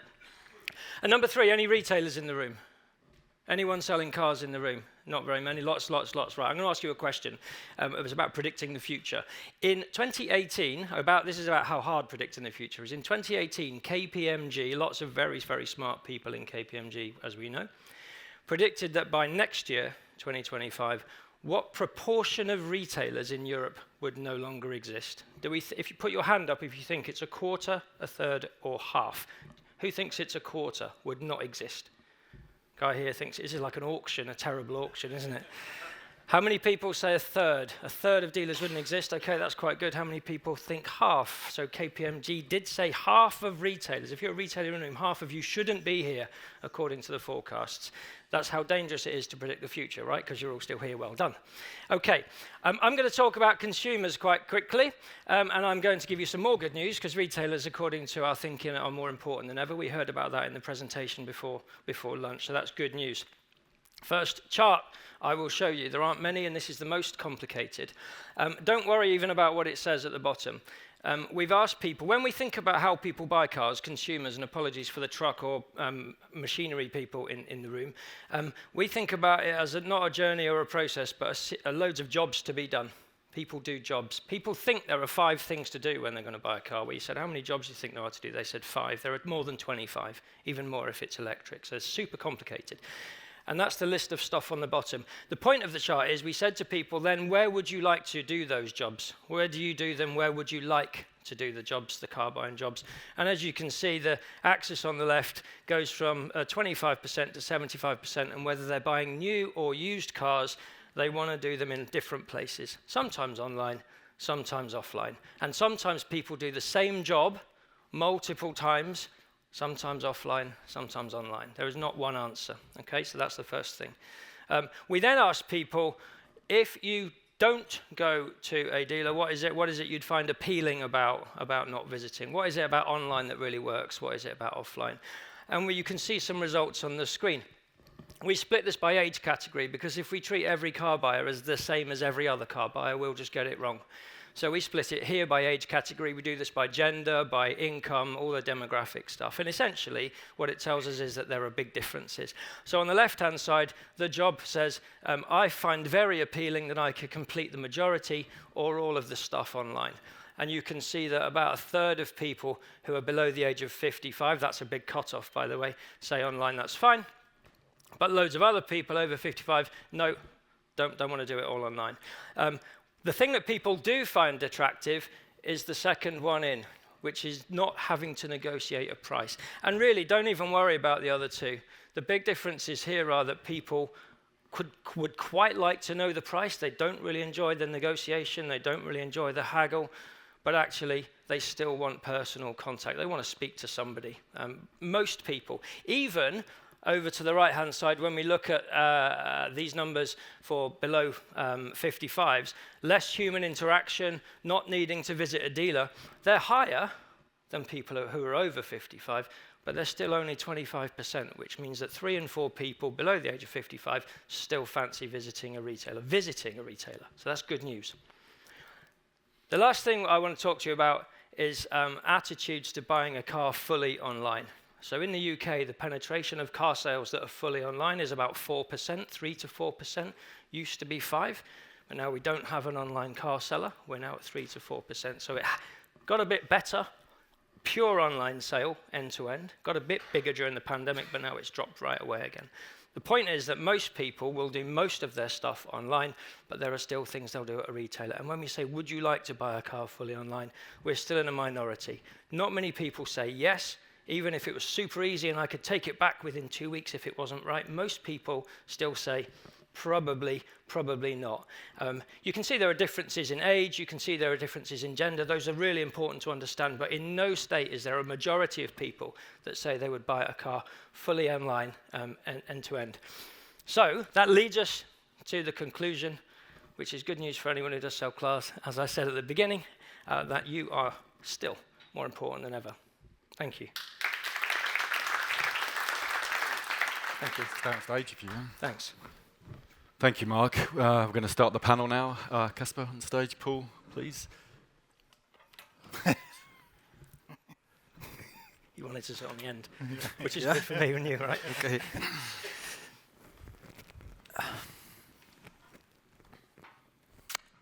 Thank you all. Very interesting. One question I'd like to maybe start with is, maybe I'll start with you, Paul. Do you think that we as an industry are leading the trend towards digitalization, or do you think we're being led there by the customer or the consumer? The customer probably in Casper's. No, the customer, for sure. The customer. So we're a follower rather than a leader. Yes, because if I see it in my own dealership, for example, I don't like TikTok that much, right? I don't have anything about TikTok, but my audience is there. So I should be adapted to be there as a dealer instead of thinking that's something not for me. So I have to follow the customers wherever they are, and I should be a follower and a really early adapter as well. Casper, you guys are the rock stars of the truck and van industry, Yep. Heavy machinery too. I know that your scale is enormous, but you're selling to a B2B audience. Yep. How do you find that? Do they drag you to this way of operating, or did you? I believe we should make a distinction between either lead generation and the transaction. So I truly believe that in the lead generation, so the customer journey, online is key, and that's really the customer wants it like that. So we as Boss World or every other company, they should be present during that entire online orientation process. I really believe that. There's also the transaction. I think, like you, for a marketplace, you're not really present at that part of the customer journey, but we are always in charge of every transaction. And we sometimes tend to pull the customer into buying online, and like you buy trousers or shoes and just put it in your shopping cart, pay the bill, and you get it at your doorstep the next day. It's all possible also at Boss World, but we just noticed that the customer is not really there yet with the transaction. So I think the lead generation, yes, very important, and then also make sure that you're offline represented for the customer to be able to finish the customer journey. Gotcha. And you're selling a very high value item globally in many instances. Yeah. So I get the point around lead management and lead generation. How do you get to the next stage of moving the transaction forward? How does that work? Yeah, so we just have a very good sales organization still, and I say still, but I don't expect it to end in a couple of years. Yeah, they are really crucial to us, and that's why. So we have the lead generation that works, but we need the sales department to finish the deal. Yeah, and I think, I don't know for cars because we don't do cars, but for the trucks market, machinery market, fence is a bit different, but yeah, it's just crucial that there's that physical contact, the trust of a local salesman that is able to help them in the language that they speak. That's why our sales department also speaks 18 languages. We are able to help every customer. Yeah. But that means that the online process, so the lead generation, also should be in 18 languages. So the marketing and e-commerce department is not always happy with that. But it's important because we need the customer to be on board all the time. Yeah. Thank you. Mark, how do you see the UK market? And you guys, as Auto Trader, from the outside looking in, always seem to be leaders in the trends towards digital retailing and digitalization of the auto industry in the UK. Is that fair? Are you a fast follower or are you a leader? Probably both, actually. It depends on the job and the thing we're trying to do. So we've got, we have an audience of about 10 or 11 million users a month. We can't make everybody do the same thing. We can't force everybody to the same place. So in some aspects, we would maybe lead. So for example, valuations for a car, we have a massive database, so many observations of vehicle pricing movements, and we're able to tell consumers whether a car is priced really well or whether it's quite expensive. The retailers hated it when we introduced it, but it has made the transparency for the consumer and lead generation much better. So in some respects, we give consumers things that maybe they weren't sure they needed. In others, we, just as you've just described, Casper, we put together an end-to-end deal possibility, but most people don't want to do it. Yeah. They get to a point and they say, right, okay, I'd like to reserve the car, but I'm not willing to give you the money for it. Yeah. So you can build it, and some people will, but then most people at the current time don't. And when you ask if we're a fast follower or a leader, there are retailers that are doing a great job of lots of things, a much better job than we are, but that's because they service a certain number of consumers and maybe not the number that we do. And that brings me back to the point of the presentation, like car buyers come in all different ages and groups and all that sort of thing, and you can't make it right just for people who are 23 and want to do everything in 2 minutes. Other people like to take their time. They're making a big decision. They've got preferences and worries and so on. So I think it's important to make sure that if you want to capture the biggest audience you can, the biggest addressable audience, then you've got to be prepared to do both online and offline and let people do what they want, when they want, and where they want. In your presentation, you talked about the death of the pure online retailer in the UK, the platform. Is that a Cazoo? Cazoo. Yep. So do you think that imploded because it was ahead of its time, or is it just execution or funding issues, or do you think that they were trying to drive the consumer to a place that the consumer was not yet comfortable in going? Yeah, probably a blend, actually. So we had two big players, Cazoo and Cinch were two of the biggest ones. The proposition was really powerful. The marketing expense was enormous. And they went really, really quickly. What they started to do, they were very successful in the early part of the pandemic when supply was low, when you couldn't visit places, we all had masks and things like that. Really, that worked. But consumers started to, other retailers started to offer click and collect and home delivery, which was just as good, right? So then they couldn't really scale it properly. They started to buy physical premises or to partner or to offer different services. And gradually the pure online proposition started to dilute. In the meantime, they've scaled very, very quickly. The marketing expense, the sponsorships. Anyone watch the Champions League? Nearly everybody. There are probably people in here sponsored by Cazoo. And that's a big thing to do, to raise that brand awareness early on. And to kind of accelerate like that, and then have to think, oh, hang on, we need to pivot here. It makes it very difficult operationally. So I would say executionally is probably the challenge. Consumers weren't necessarily there, but Cinch are doing a great job of a similar thing. In fact, they're partners of ours. They advertise cars on the platform. And that's probably the learning, is that hard to plow your own furrow. It takes a lot of money. And we heard this morning about collaboration and partnership, and that probably is the best option. Yeah, I agree. Paul, you described in your presentation an interesting lead follow-up tool or a lead sourcing tool. Were you surprised this morning when Ajay talked about less than half of the leads that Mobile sends to its dealers get responded to in under a week? In 7 days you said something that's devastating. So I think in the Netherlands for sure, everything what is measured in hours is still too late. And you have to be measured in minutes. and every lead response should be in 1 minute, 2 minutes, because otherwise the consumer will go somewhere else to look for something else, for some other cars.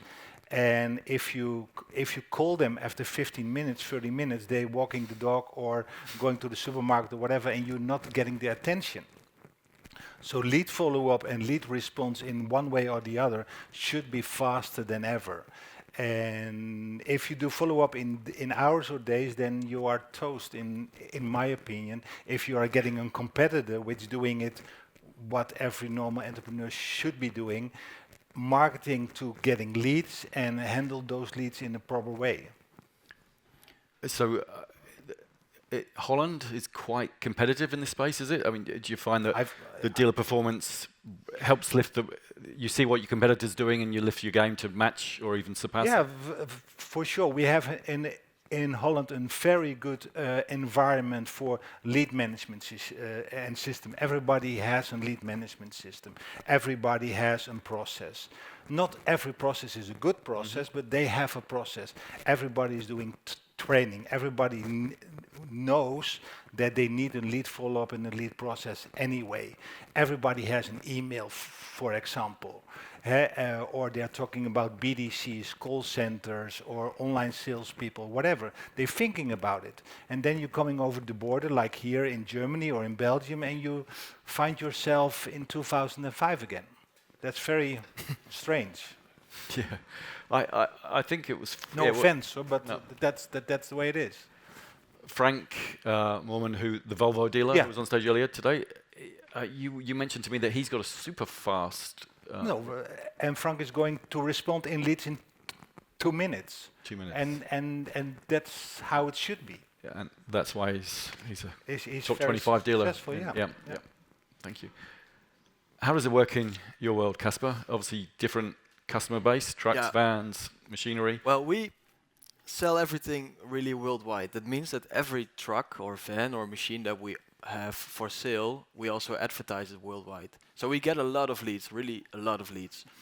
We have a sales department that is responsible for picking them up, making sure they convert the lead into an order, of course. But we have a ticket system, as we call it, so the system where our leads are being combined.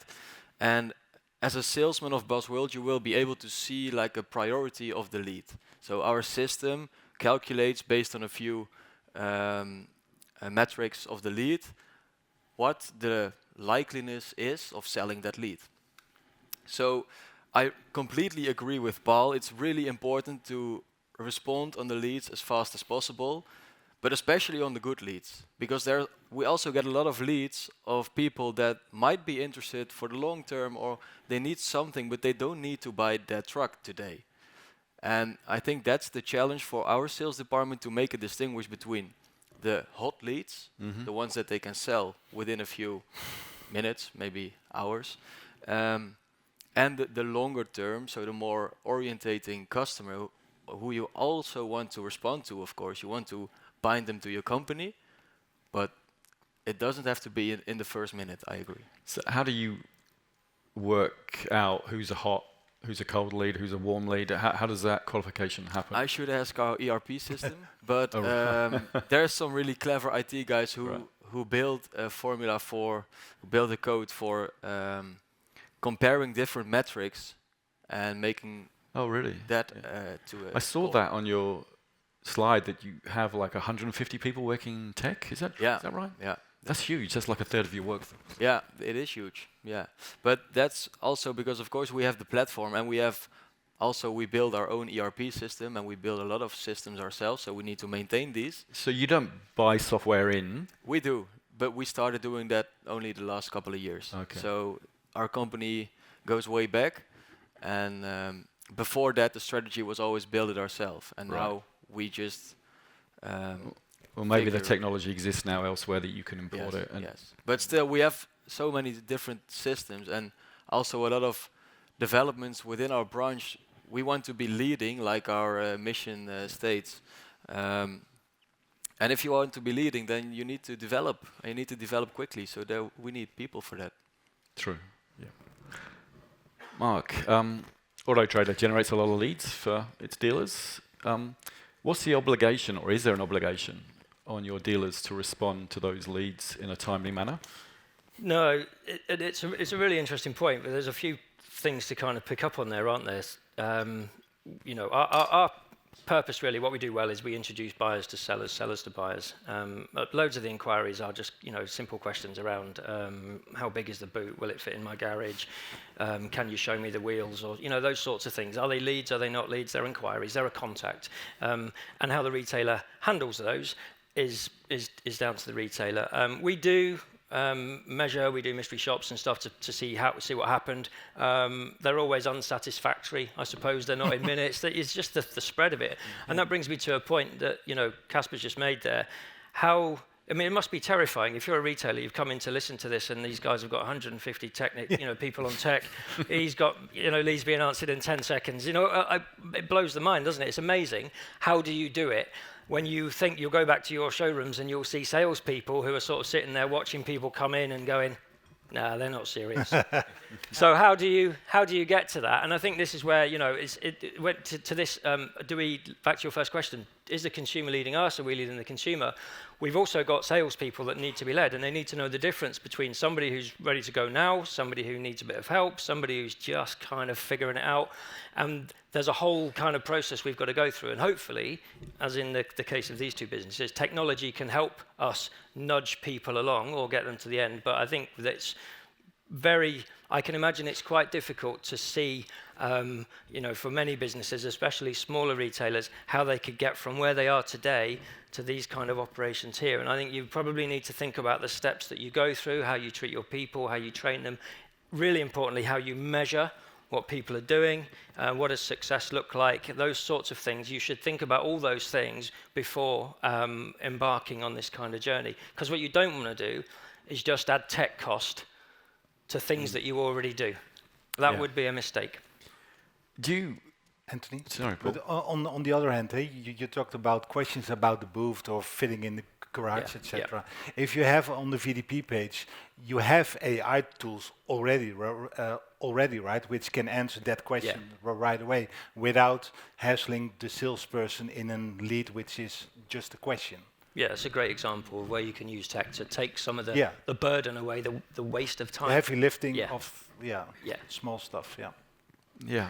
I was interested in your point, Paul, around that you rate the VDP as more important than the inquiry.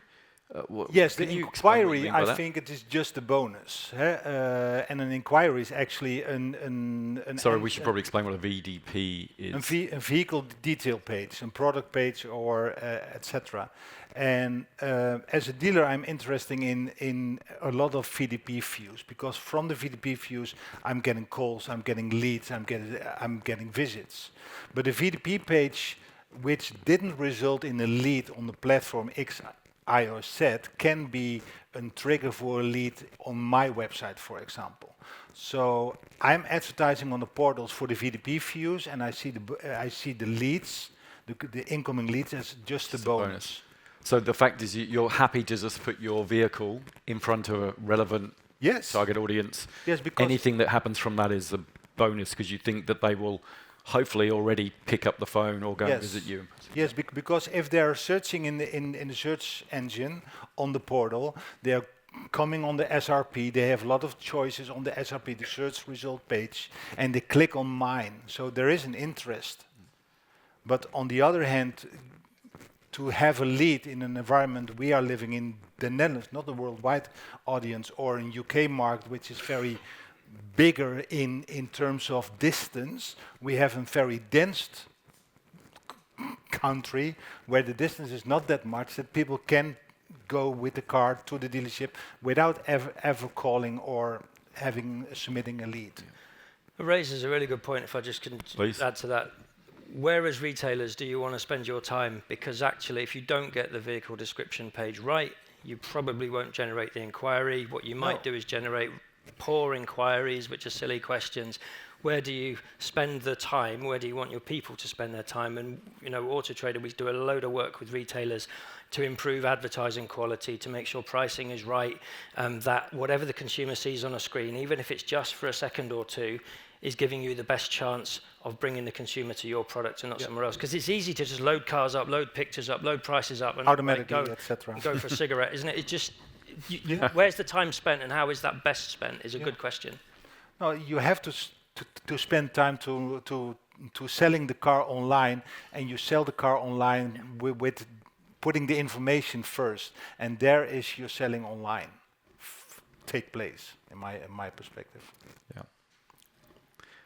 Casper, your business is now enormous. I think it is like a top 5 truck dealer worldwide. It's right up there. Was it big before the internet, or has it only got to the stage where you've only been able to scale it to how many countries and how many thousands of vehicles? Is it only through the internet you've been able to do that, and through digitalization and digital transformation? I find that partially hard to say since I was almost not even born before that. But I know from our company that we've been big for the last decades already, and so we already were a very good trader. But our board and everyone in the company is just very ambitious, so we always wanted more and bigger and more and bigger. And eventually, if we conquered Veghel, that's not really fair, but within our branch we did. And we just noted that if we wanted to grow even further, then we needed the online part. Yeah. But also before that, so before the platform, we already sold to other countries in Europe, to a lot of Eastern Europe, a lot of Southern Europe. But the platform just made it way easier. And before it was more with kind of shop and shop with salesmen who had their own network and they sold to these customers. Yeah. And it was a print-based world, was it? It was print-based. You advertised in the print world, and I really don't even know. It was really before my time. Now, tell me this. I do need to get this clarified because we're running out of time, but I just want to get this clear. Is it true you guys bought a hotel to house all the incoming visitors, or is that a myth? No, it's true. We have our own hotel, but that's also, online and offline combination, it's worth the goal. People need to see it online, but they also need to feel free to visit. So we have an hotel, yes, of course, and then they can just go to the Netherlands. They can stay for the night. We even arrange a camp for them. That blows my mind. So you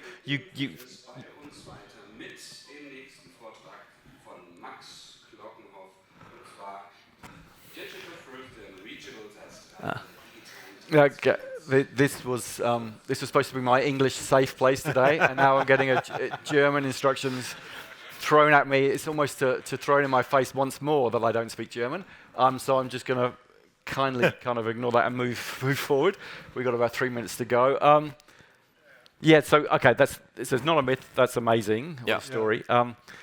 Before we do finish up, Mark, would like to ask you: Does Auto Trader do any training for its dealers on how to live in the digital world, how to get more inquiries, how to deal with those inquiries, how to advertise cars better, how to write better VDPs, etc.? Yeah, loads. Loads online, in person. As we said, make sure you can do it online, make sure you can do it in person.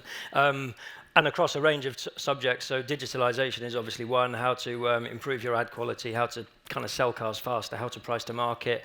We do a load of things around handling electric vehicle objections, loads and loads of clinics. So we do quite a lot of that. And I guess to kind of close off with this answer, there are a few things that we sort of say to retailers if they're coming into digital. What is it the consumer wants?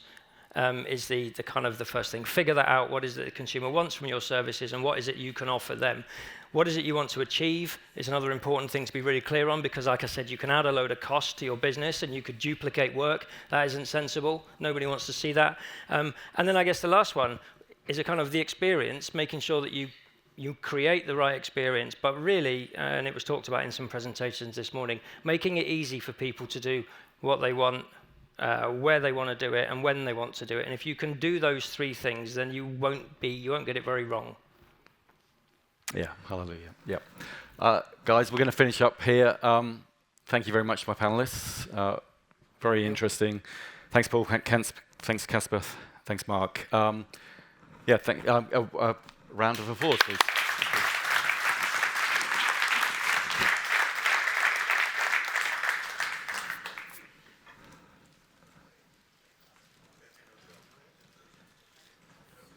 So, guys, don't leave. Ideally, stay around. We got our next keynote starting in just a few minutes. It's going to be a really interesting conversation around, or just a presentation around the role of China and the Chinese dynamics that play out in our industry. If he's here, oh, he is. Hey, Carl. I'd like to invite Carl Mauer to the stage. Okay. Good luck. Thanks.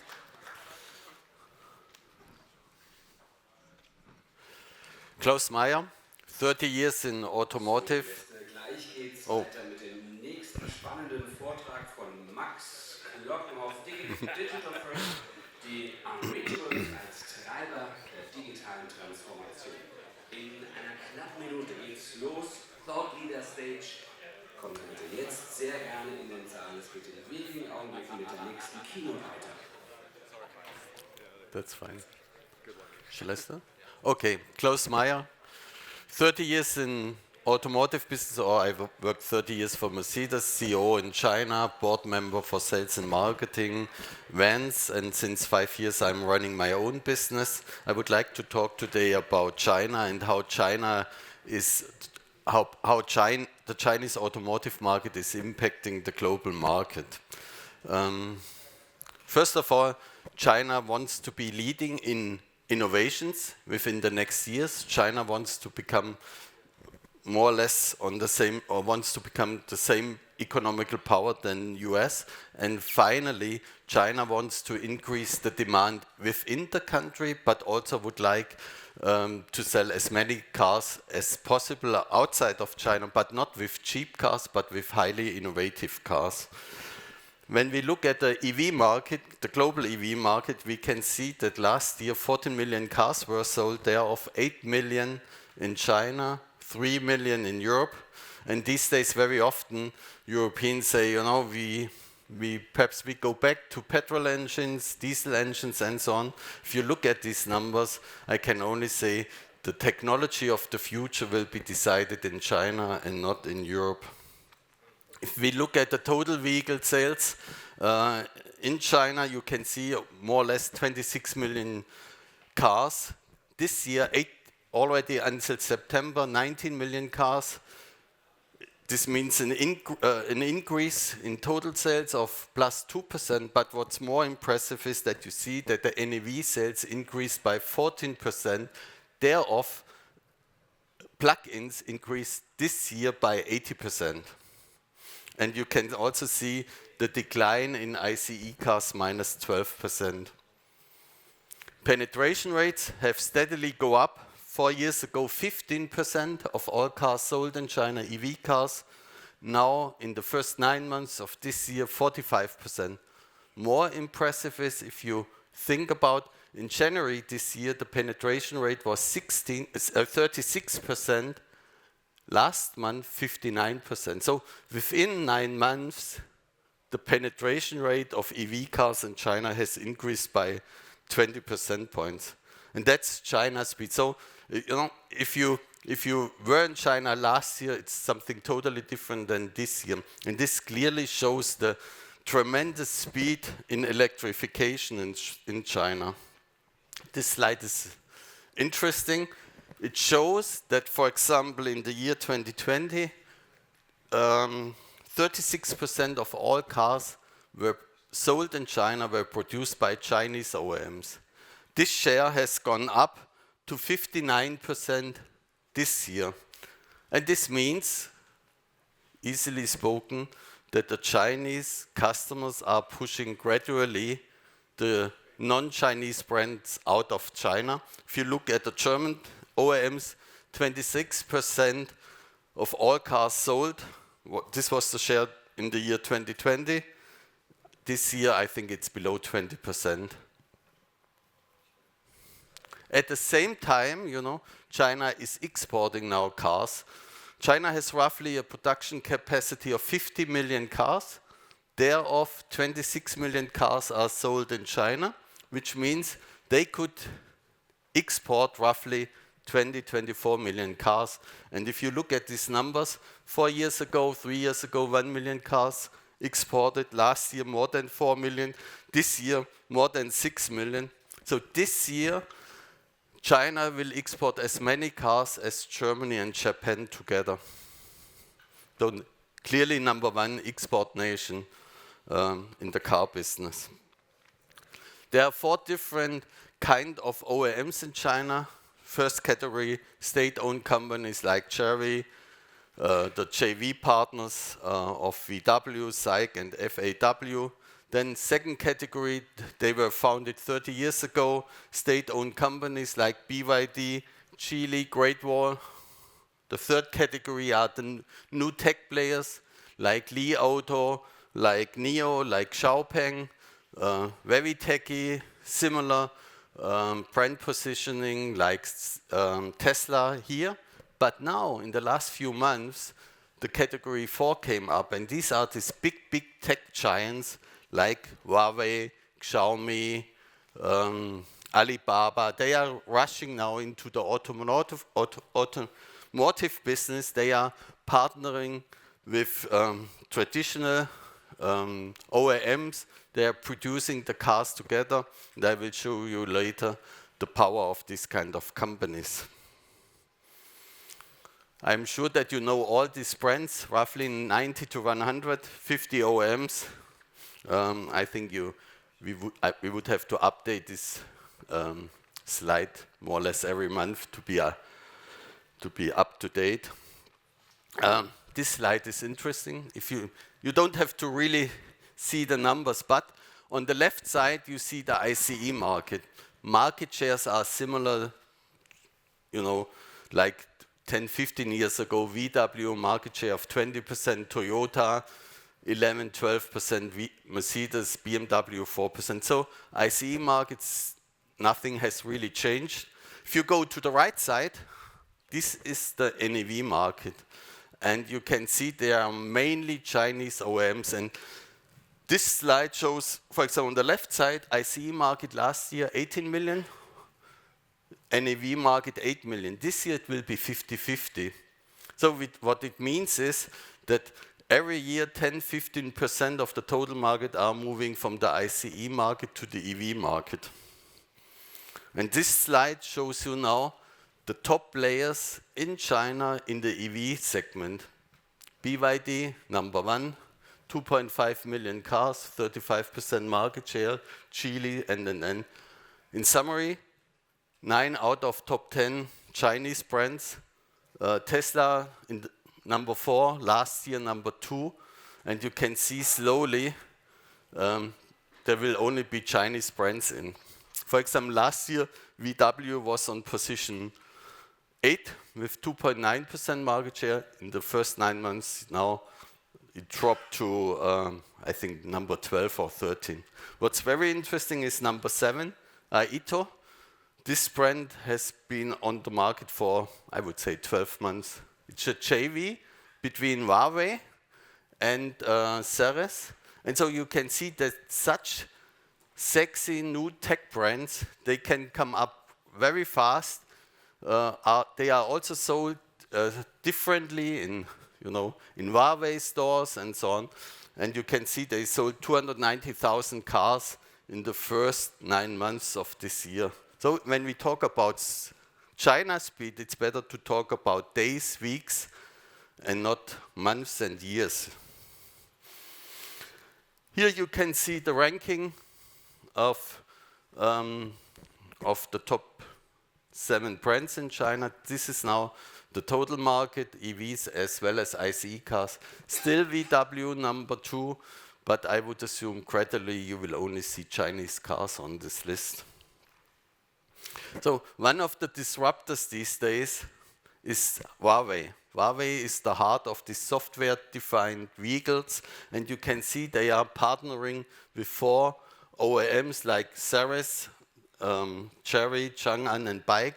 They create own brands, own products, and they sell them in Huawei stores. In China, I would assume 100,000 Huawei stores. They are of, I would say, 100, 150 stores, like from Europe, Apple stores. On the left side, you would see then the mobile phones. On the right side, you see these 4 brands. I was in one of these stores recently. 200 people around the mobile phones, 150 around 4 cars. And they are sold in high street outlets next to Louis Vuitton, and so that's how these new brands are selling cars. Then Xiaomi, another disruptor, mobile phone company, 90,000 cars sold within 1 week. It's a kind of copy of the Taycan. Unfortunately or fortunately, the price is only 30% of a Taycan, and that's now one of the most attractive cars in China.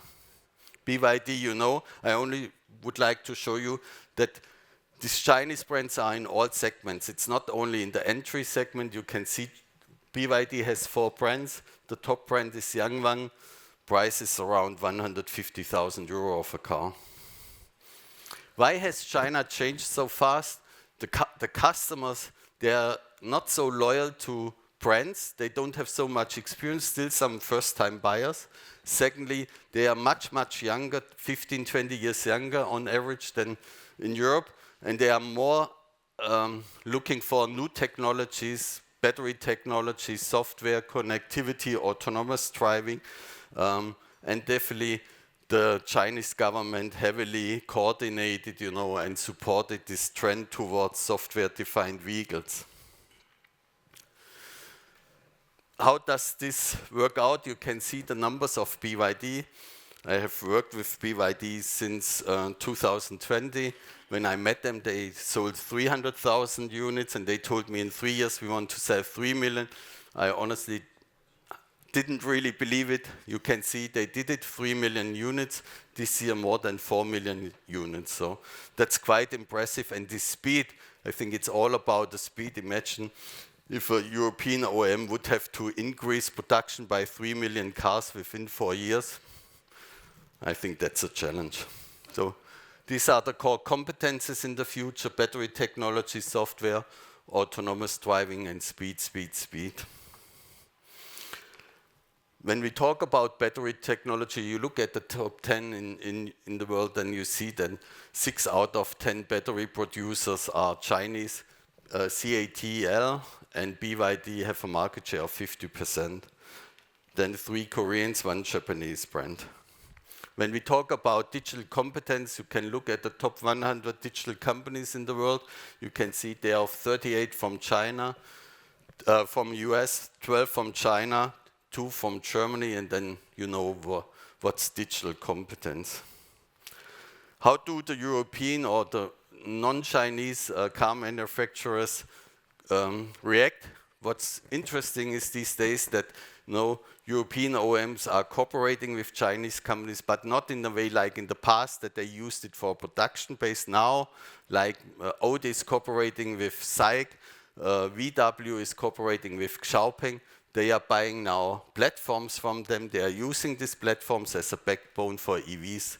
So it's the other way around. In the past, the Chinese wanted to learn from the Europeans. Now the Europeans are learning from the Chinese how to build a good software-based EV car.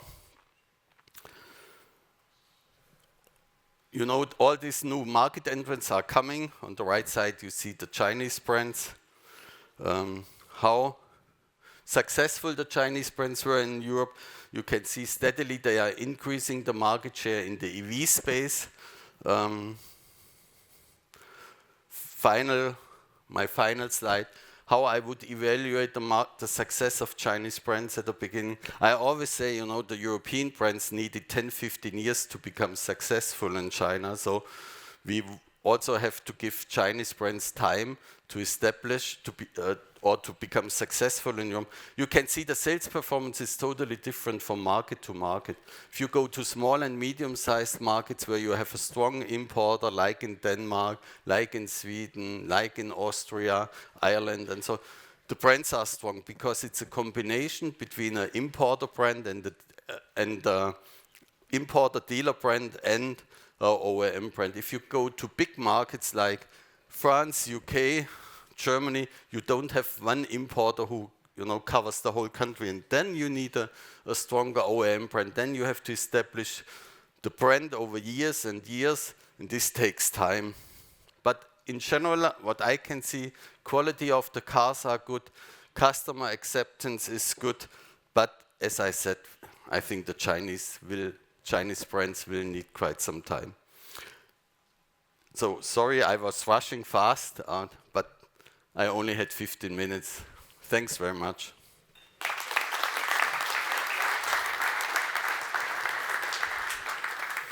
Thank you, Klaus. That was excellent. Thanks, Klaus. That was really excellent. Well, they changed the chairs. It's clear to me that Europe won't be exporting its way out of its current new car worries. That's a crowded marketplace over there now. And to follow on that discussion, we're going to have a panel about the impact that the Chinese brands are having here in Europe. And we've got a panel, but I would like to welcome the moderator first to the stage. Don, welcome.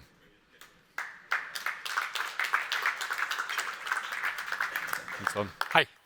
Yeah, hello and welcome to our panel discussions about Chinese brands and coming to the European market, and are they here to stay, and what are the criteria for them that they are going to be successful in Germany and the EU market. My name is Don Dahlmann. I'm lead editor mobility for Business Insider and Gründerszene here in Germany.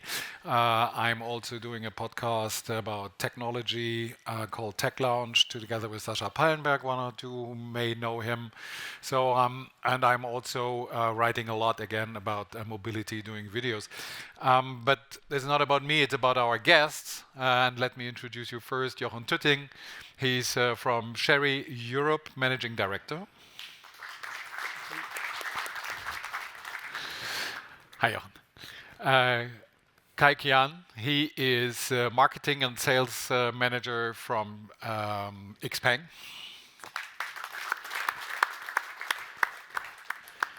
Franz Wimmer, we have here. He is Product and Marketing Head of Elaris. And last but not least, Morten Fredriksen from the Nick Christiansen Group, importer of Chinese cars into the Scandinavian region, but also Europe. Thank you. Thanks.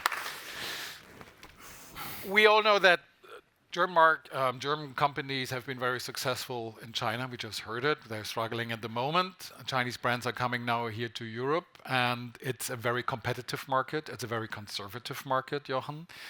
So what is the strategy to penetrate into the market? What is the first steps, and how is your success rate at the moment? Well, first of all, we are definitely looking at Europe at a European scale. We're not looking into Germany as a single market, and we try to adapt our strategy with that focus.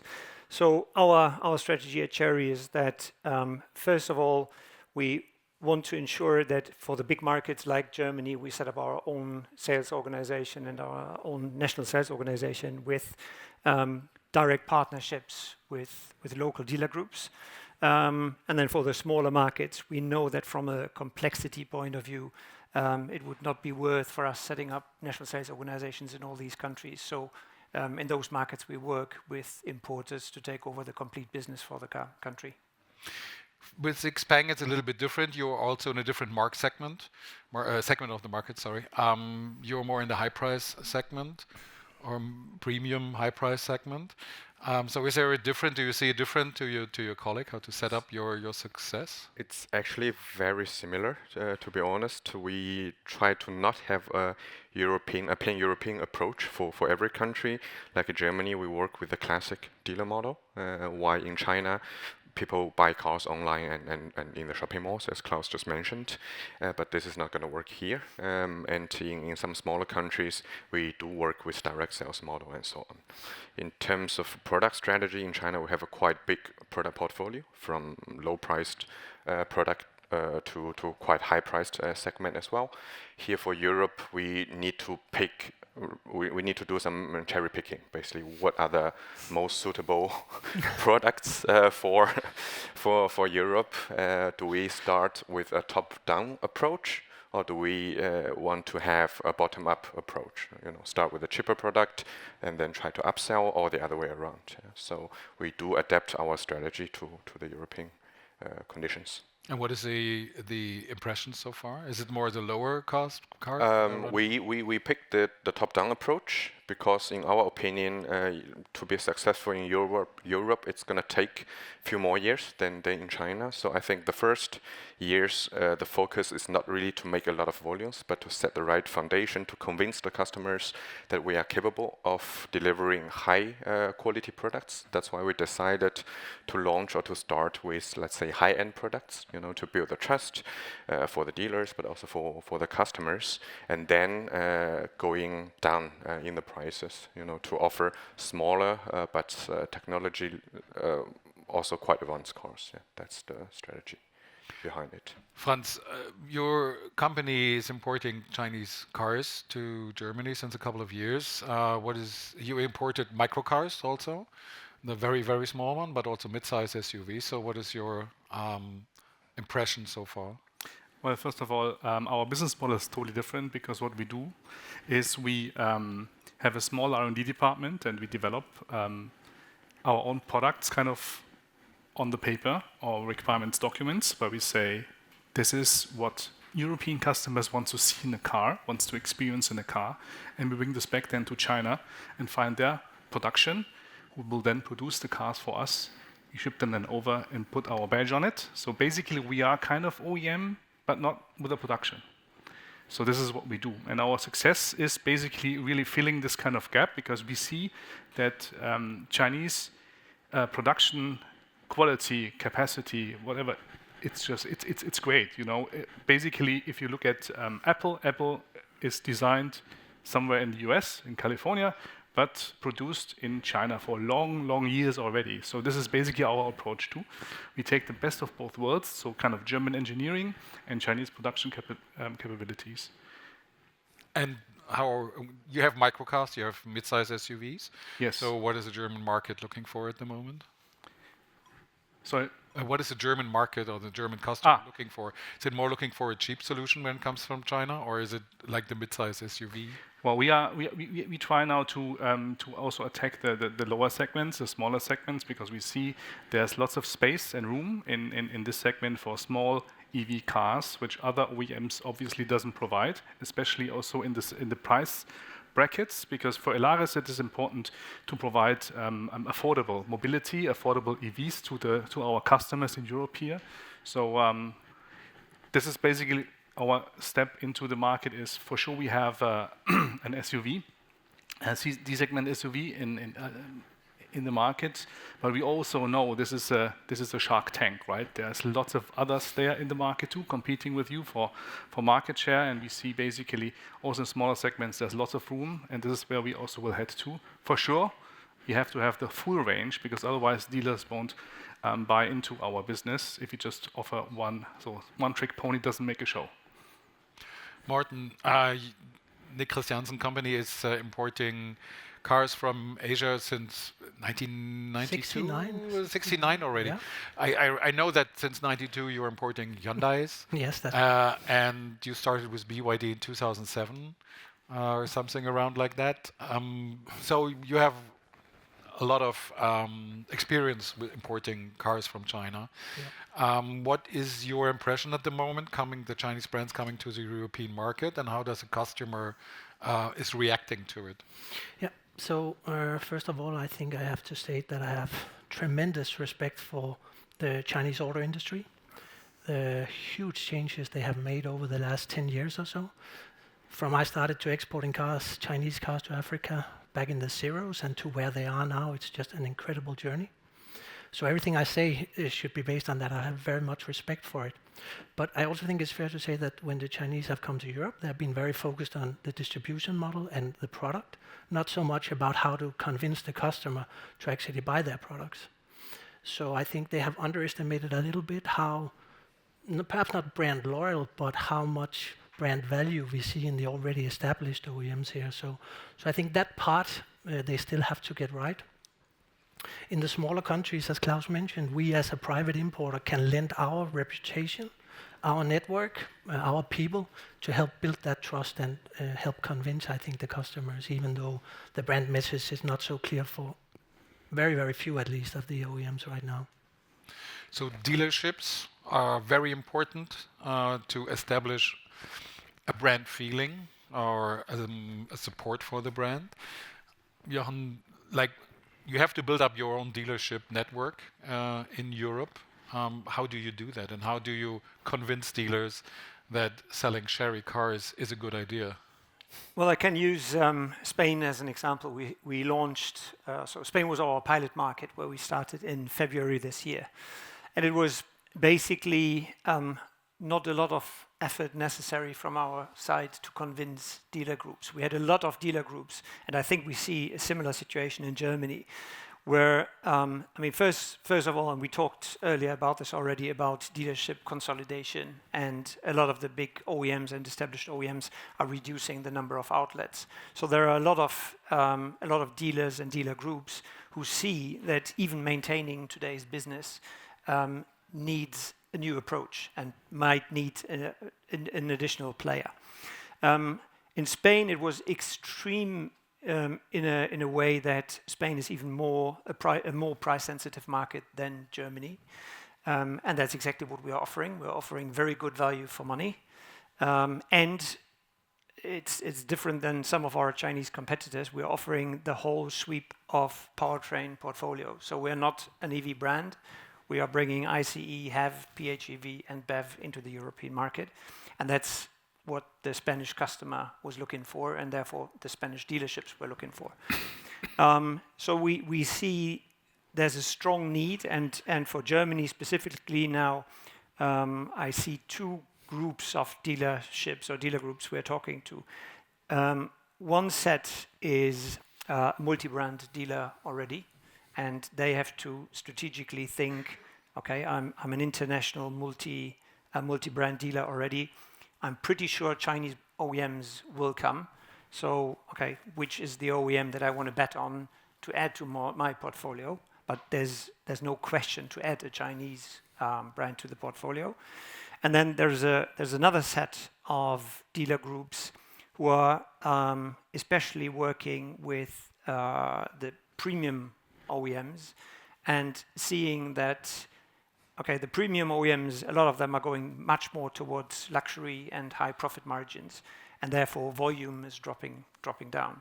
So in order to maintain sales volume, to ensure you have enough coverage for your service, etc., you need to bring volume into the market, and that's where we are a very attractive partner.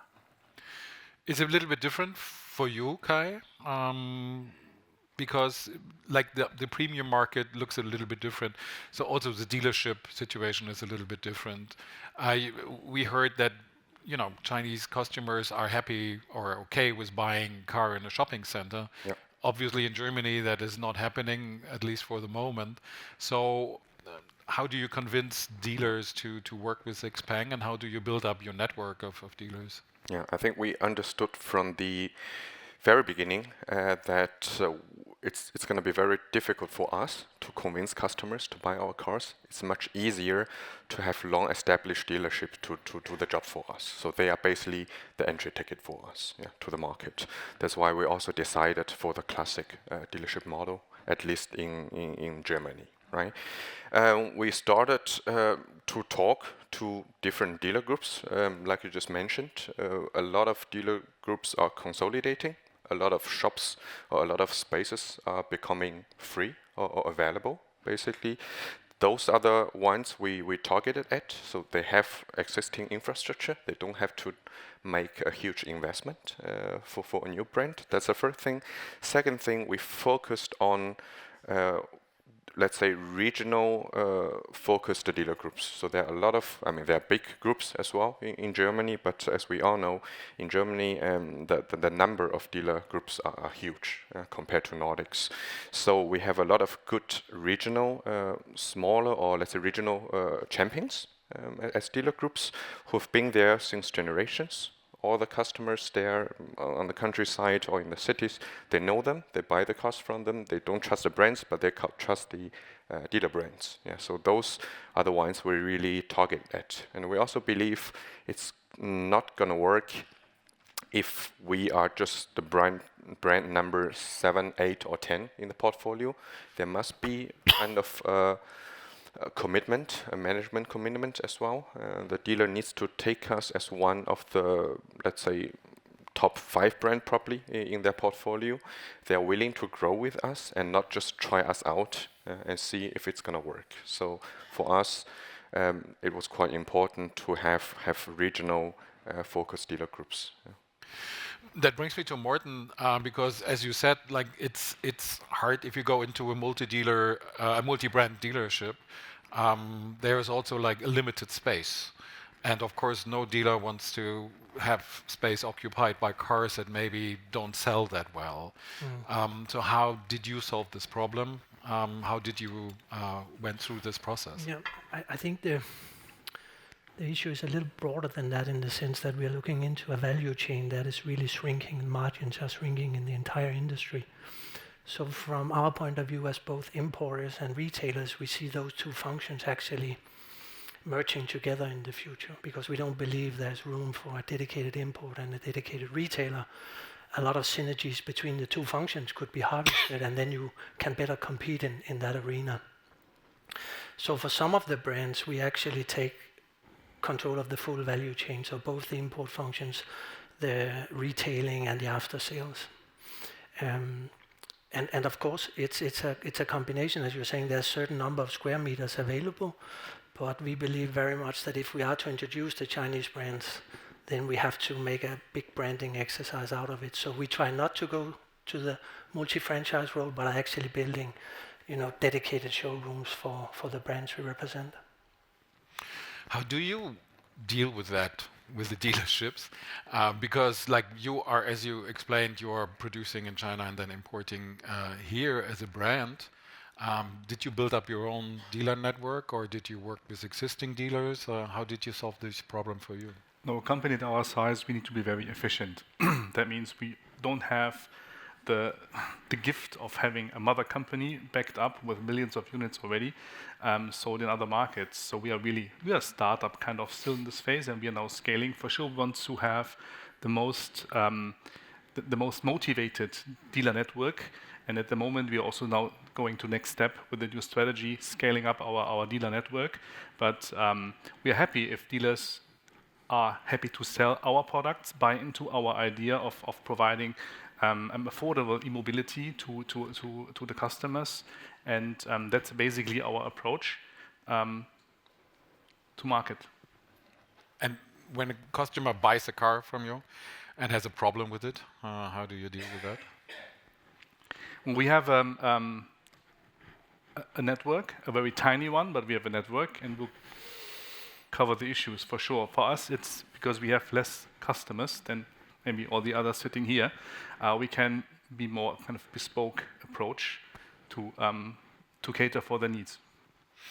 One question when it comes to Chinese cars, and I'm old enough to remember it was the same in the 80s, early 80s, mid 80s, when Japanese brands came to the German market, is quality. Quality production, lifetime quality of a car. German consumers are very conservative and very loyal to their brand often. How do you convince customers in Germany that they get the same brand, not the same brand, but the same guarantees for their cars, that it's not breaking, that the quality is not an issue for them? I think, to be honest, it's mainly a communication topic. I mean, if you look just at our numbers in China, just the latest numbers came out from JD Power. We're one of the absolute top OEMs in China, and that includes the international companies. What we're doing, I can give you a good example. When we launched in the Philippines, we offered the cars with 1 million kilometers warranty on the powertrain. So we are very convinced about the quality of our products. What we're doing in Europe is we're offering 7 years warranty, which is amongst the top leaders offerings in Europe. And that's also what we think is absolutely essential, because we know, and we talked a lot about it a lot during the day, is that, okay, we're talking about one of the biggest purchase decisions of people in their lifetime. And therefore, it's a big is associated with a big potential risk. So we need to reduce that perception of risk. And how we do this is, as I said, we give long warranty periods. We work with strong partners in the financial world to ensure that we can offer good leasing or other financial services, and therefore create a package that brings this potential step over to an absolute minimum. Franz, that's also interested me, like from you're producing in China, but you're developing in Germany, as you said. How do you convince your customer that the quality they get, battery, for example, that this is at the same standard as in Germany, as from a German manufacturer? I think these are exactly the mechanism which works. It's communication, basically, and also it's standing in for your product. That means we have also our warranty, and especially you take the peace of mind of the people's risk, who are risk averse, if you offer them a leasing product, which they don't have to have the burden for the product. They just have the burden, the monthly rates for the usage of it. So they don't take it as long as, 8 to 10 years owning it, and then maybe all of a sudden in year 9 something breaks. So we also have long warranty times that we say, yes, we believe in our product and we guarantee you it will last. First and second, we offer then leasing and other risk-averse strategies. For XPeng, I think it's even a little bit more complicated because you mentioned that you have the top-down approach, so you're selling more high-priced cars, and then people start to think, can this company give me the same quality that I get in an Audi or in a BMW or something like that? I mean, I know Chinese cars, I've driven a lot of them, also in XPeng I was lucky enough, and I know that the quality is there. But how do you convince people? Is it only communication, or is it PR marketing, as Jochen says, or is it also making more people aware that the quality of Chinese brands is not too far away, or in par, or even better than the German cars? I think it's for us it's a much more than just communication. So first of all, the company is 10 years old. We have about 9 to 10 models right now in the portfolio. Starting from the third product, it was already clear that all the products needs to be developed towards a European standard. So we already designed the car to meet NCAP 5-star for the safety, for example. We already paid attention when it comes to the choice of materials to meet environmental requirements by Europe, for example. And then the cooperation between VW Group and us also showed that we are not only advanced in the technology, but also in terms of quality, what we offer. And then on top of that, of course, we do offer 7 years warranty as well in Europe, just to make sure that the customer have peace in mind. And then that's the reason why we chose a local dealer model as well, because they basically speak for us. Yeah, and also we try to participate in as many as tests or competitions as possible. Like we just won the ADAC 18 hours competition when it comes to range, for example. Also in Norway, they have this NAF test for range and charging speed, and XPeng was always at place 1, no matter if it was range or charging speed. And with all this, our idea is speak for ourselves. It's not really convincing. Let the others speak. Let the press talk about it. Let the dealers talk about it.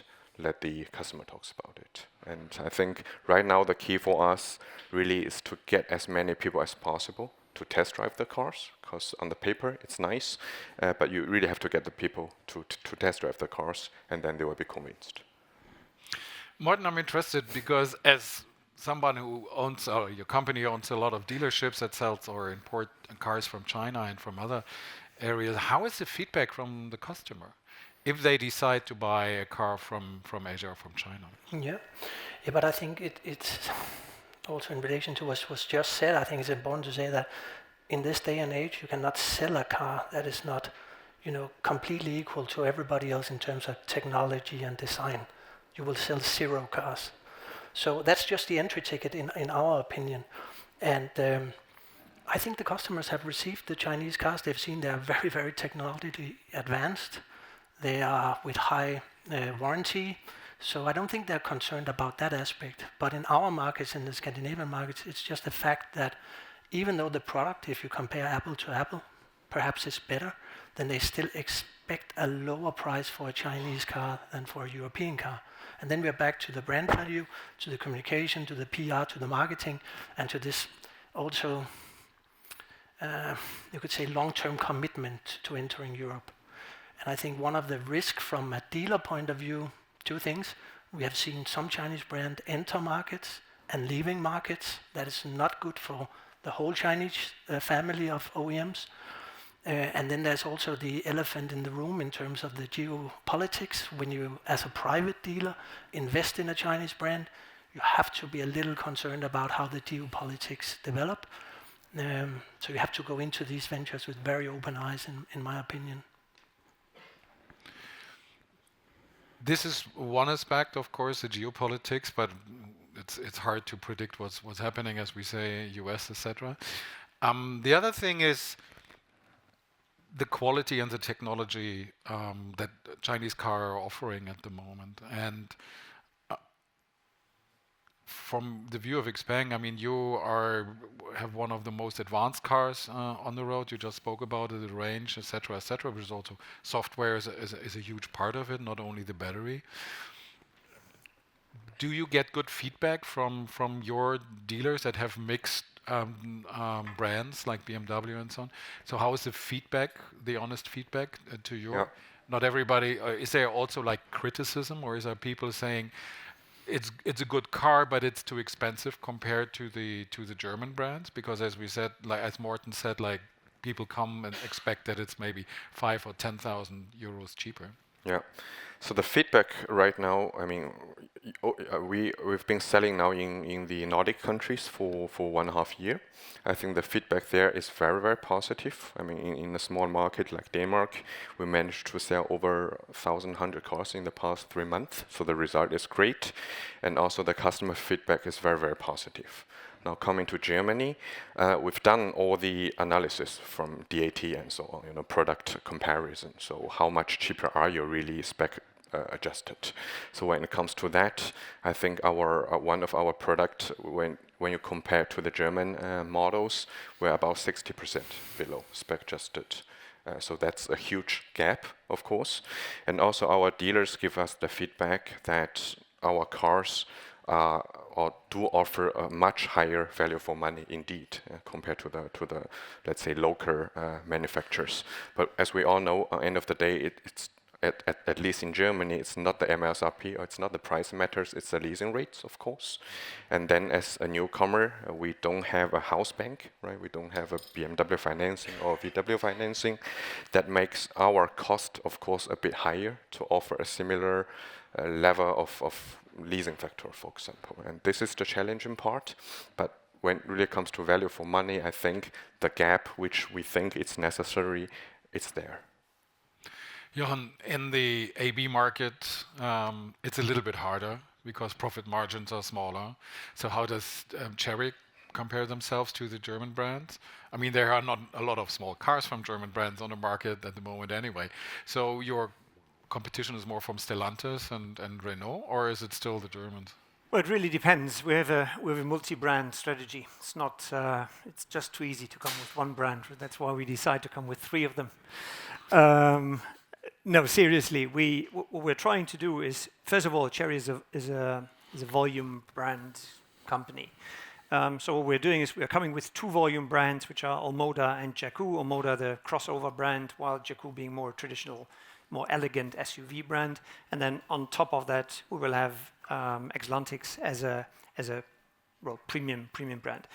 But what we are doing a lot is looking into what the Koreans have done over the last 20 years. I think it's a very good example of what went well, what went wrong. They definitely also made mistakes, but if you look at their positioning today, it's definitely a success story.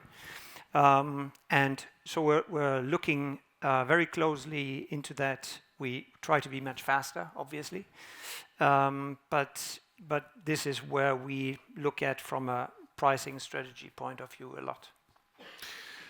Hans, you don't have the benefit of a large company, as you said, behind you. Importing cars from China here is an expensive business. Also, the manufacturing process, of course. How do you think the investment is going to pay back for you, and how long do you think it's going to take? The beauty of it is that we have far less investments to take because we don't have to build a plant, and in some circumstances we also don't have to take the risk of the plant not being fully utilized. So this is the risk we are pushing to the manufacturer at this end. So for us, it is on the investment side, it is fairly overseeable. Can you say that? So the only challenge for us is then to build our brand slowly but surely, step by step. And this is nothing which happens overnight. We all know Tesla also is not. Tesla is not the Model S success story. It's the Roadster far down the road. Also, if you take a Hyundai, I guess, if I recall it right, 1970s, they entered the European or German market. Kia also. So this is a marathon, and we are prepared to go the marathon in this point and grow step by step. Kai, this is, as he said, it's a marathon. So it's like in VC market, you say it's an investment phase. That's going to take a couple of years, maybe even a decade. Are Chinese brands ready to pay that price, not making any profits here in Germany, to establish their stance on the market? This is a very good question. I think one of the big challenge for all of us sitting here is really to convince the local management how things work in Europe. For us, we have the home market, which is basically the backbone to deliver the, let's say, the resources and the money we need to invest in Europe. But we already see actually quite good numbers after 2 years, at least in the Nordic countries. So we are already making money there indeed. Germany is going to take a bit longer due to the size of the country and the brand loyalty of the customers. But in our eyes, it won't take that long as it used to be for the Korean and Japanese brand. So I won't call it a marathon. I think in 5 to 10 years' time, if we follow the strategy right, if we do the implementation right, we will be already on the green side. And as for big companies like Cherry, they have a great cost structure, I believe. So I don't think it's going to take that many years to be on the to write red numbers to be established in the market. No pressure, Jochen. No pressure. No. Yeah, I just wanted to ask. We're doing good. Spain is profitable. Spain is profitable, is it? Yeah, but the thing is, like, the question is always, like Morten said, if you have like a larger or a bigger name that withdraws from a market, that's not good news for all the other brands that's coming from China, because then customer may say, I'm reluctant to buy one car of this brand because maybe it's not existing anymore. What am I going to do when I have a problem with it? We saw that, Gesundheit. And I did a little bit of research also beforehand. And I looked at the European market, also of course looked at the German market, because this is the hardest nut that you have to crack. And I think the best-selling brand in Germany at the moment is MG, by far. Like, they're coming close to Tesla even, because surprisingly. And then there is a lot of good Chinese brands, several hundreds or several thousand cars per year. So at the moment we're talking about low numbers, especially in Germany. When do you think this is going to turn? Is it price, as everyone said? Well, again, I can use Spain as an example. So we launched in February. By August, we have passed 1% market share. 6 months later, we have surpassed 1% market share with one vehicle model, with one engine derivative, with 2 variants. So looking at that, you're absolutely right. We don't expect the same performance in Germany to happen. Also in France, I don't know whether Germany is the hardest to crack. But yes, you're absolutely right. What we are doing, and it was mentioned, I think there there are right now much more Chinese players than the number of players that will stay. And we need to make sure from day one that we are part of that group which will stay. And if you look at our activities so far, so 6 years ago we started establishing our R&D center in Germany.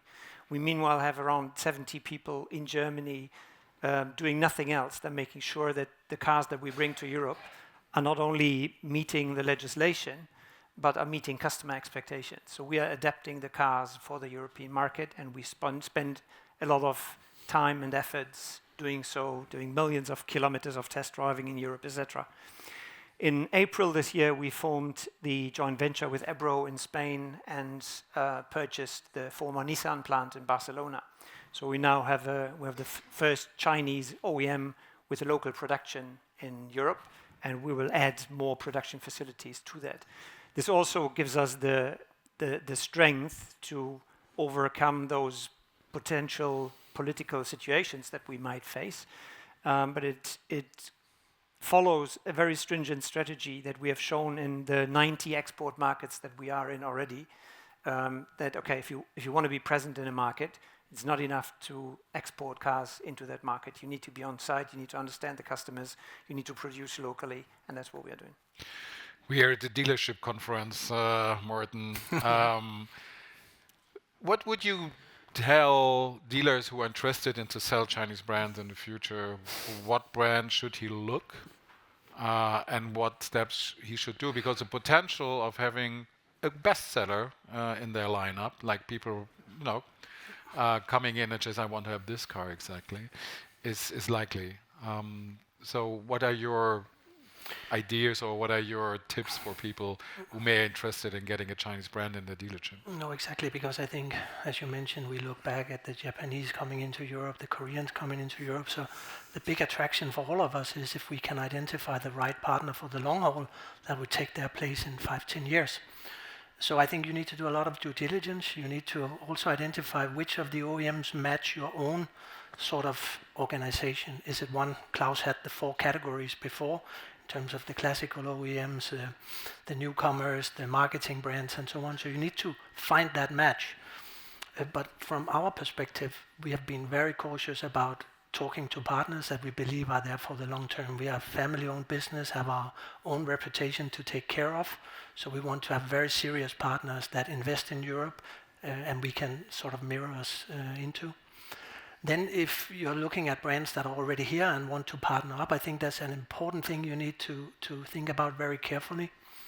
A lot of products in our markets, meaning Scandinavia, Northern Germany, are sold on private lease, as we said before.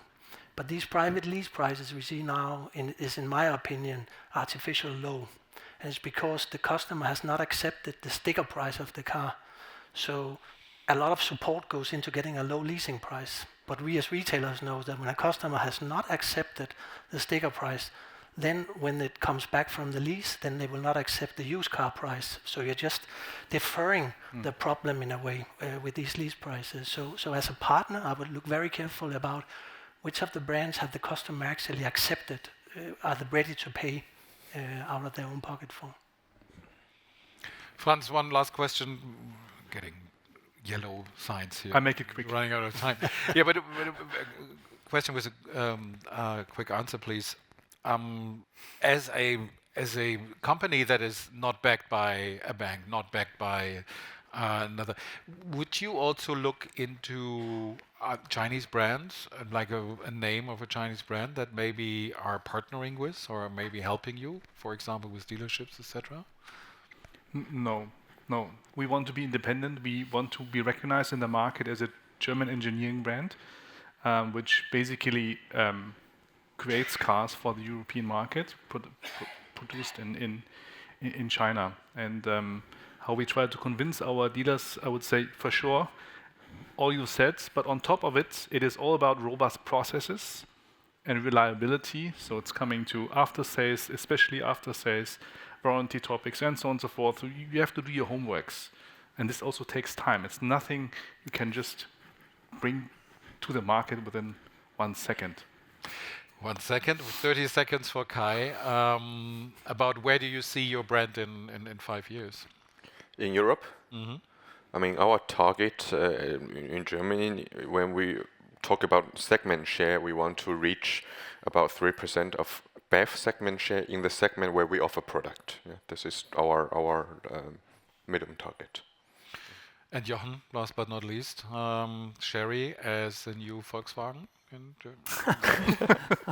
Okay. Well, if we talk about the good version of it. The good version, yeah. If the expand version of Volkswagen. Yeah, the old version of it, not the new. If we talk about 5 years, really, then I think something like a 5% market share could be feasible. In Europe? Yes. In the whole of Europe? Yes. Thank you very much. That was very interesting. I hope you felt informed. We are here also for a couple of minutes if you have any questions about Chinese brands and the market penetration. I think we're happy to help you out and give you some answers. And I'm handing over the stage to your moderator thanks, for Don. the whole day. Well done. Thanks a lot. Thank you. Thanks, panelists. Thanks, Don. That was a really fascinating subject. I really can't see it being too long before we've got 10% market share in Europe for the Chinese brands. I think we're about 8% at the moment. We'll get there pretty quickly, I think. That is officially the end of our first ever international stage. Well done for everybody who's been here all afternoon. Thank you very much for your attendance. I think it's been a great success. We've had some really insightful conversations, some thought-provoking presentations. But that's not the end of the room. We're going to break for about 45 minutes, and then this room will apparently be transformed into the World Cafe, where there's going to be a round table discussing cross-border trade, hosted by Ralph Veskist. Thank you very much again. We finished on time. Nobody thought that the Australian could do it, but everyone thought it had to be run by a German. But we did. We finished on time. That's excellent news. Thank you all for your attendance. I've had a great time. I've learned a lot. Hopefully you guys have. And to come is dinner and drinks. So it kind of just gets better and better. Right? What a time to be alive. So I'll see you around. Come and say hi. And thank you again for your attendance.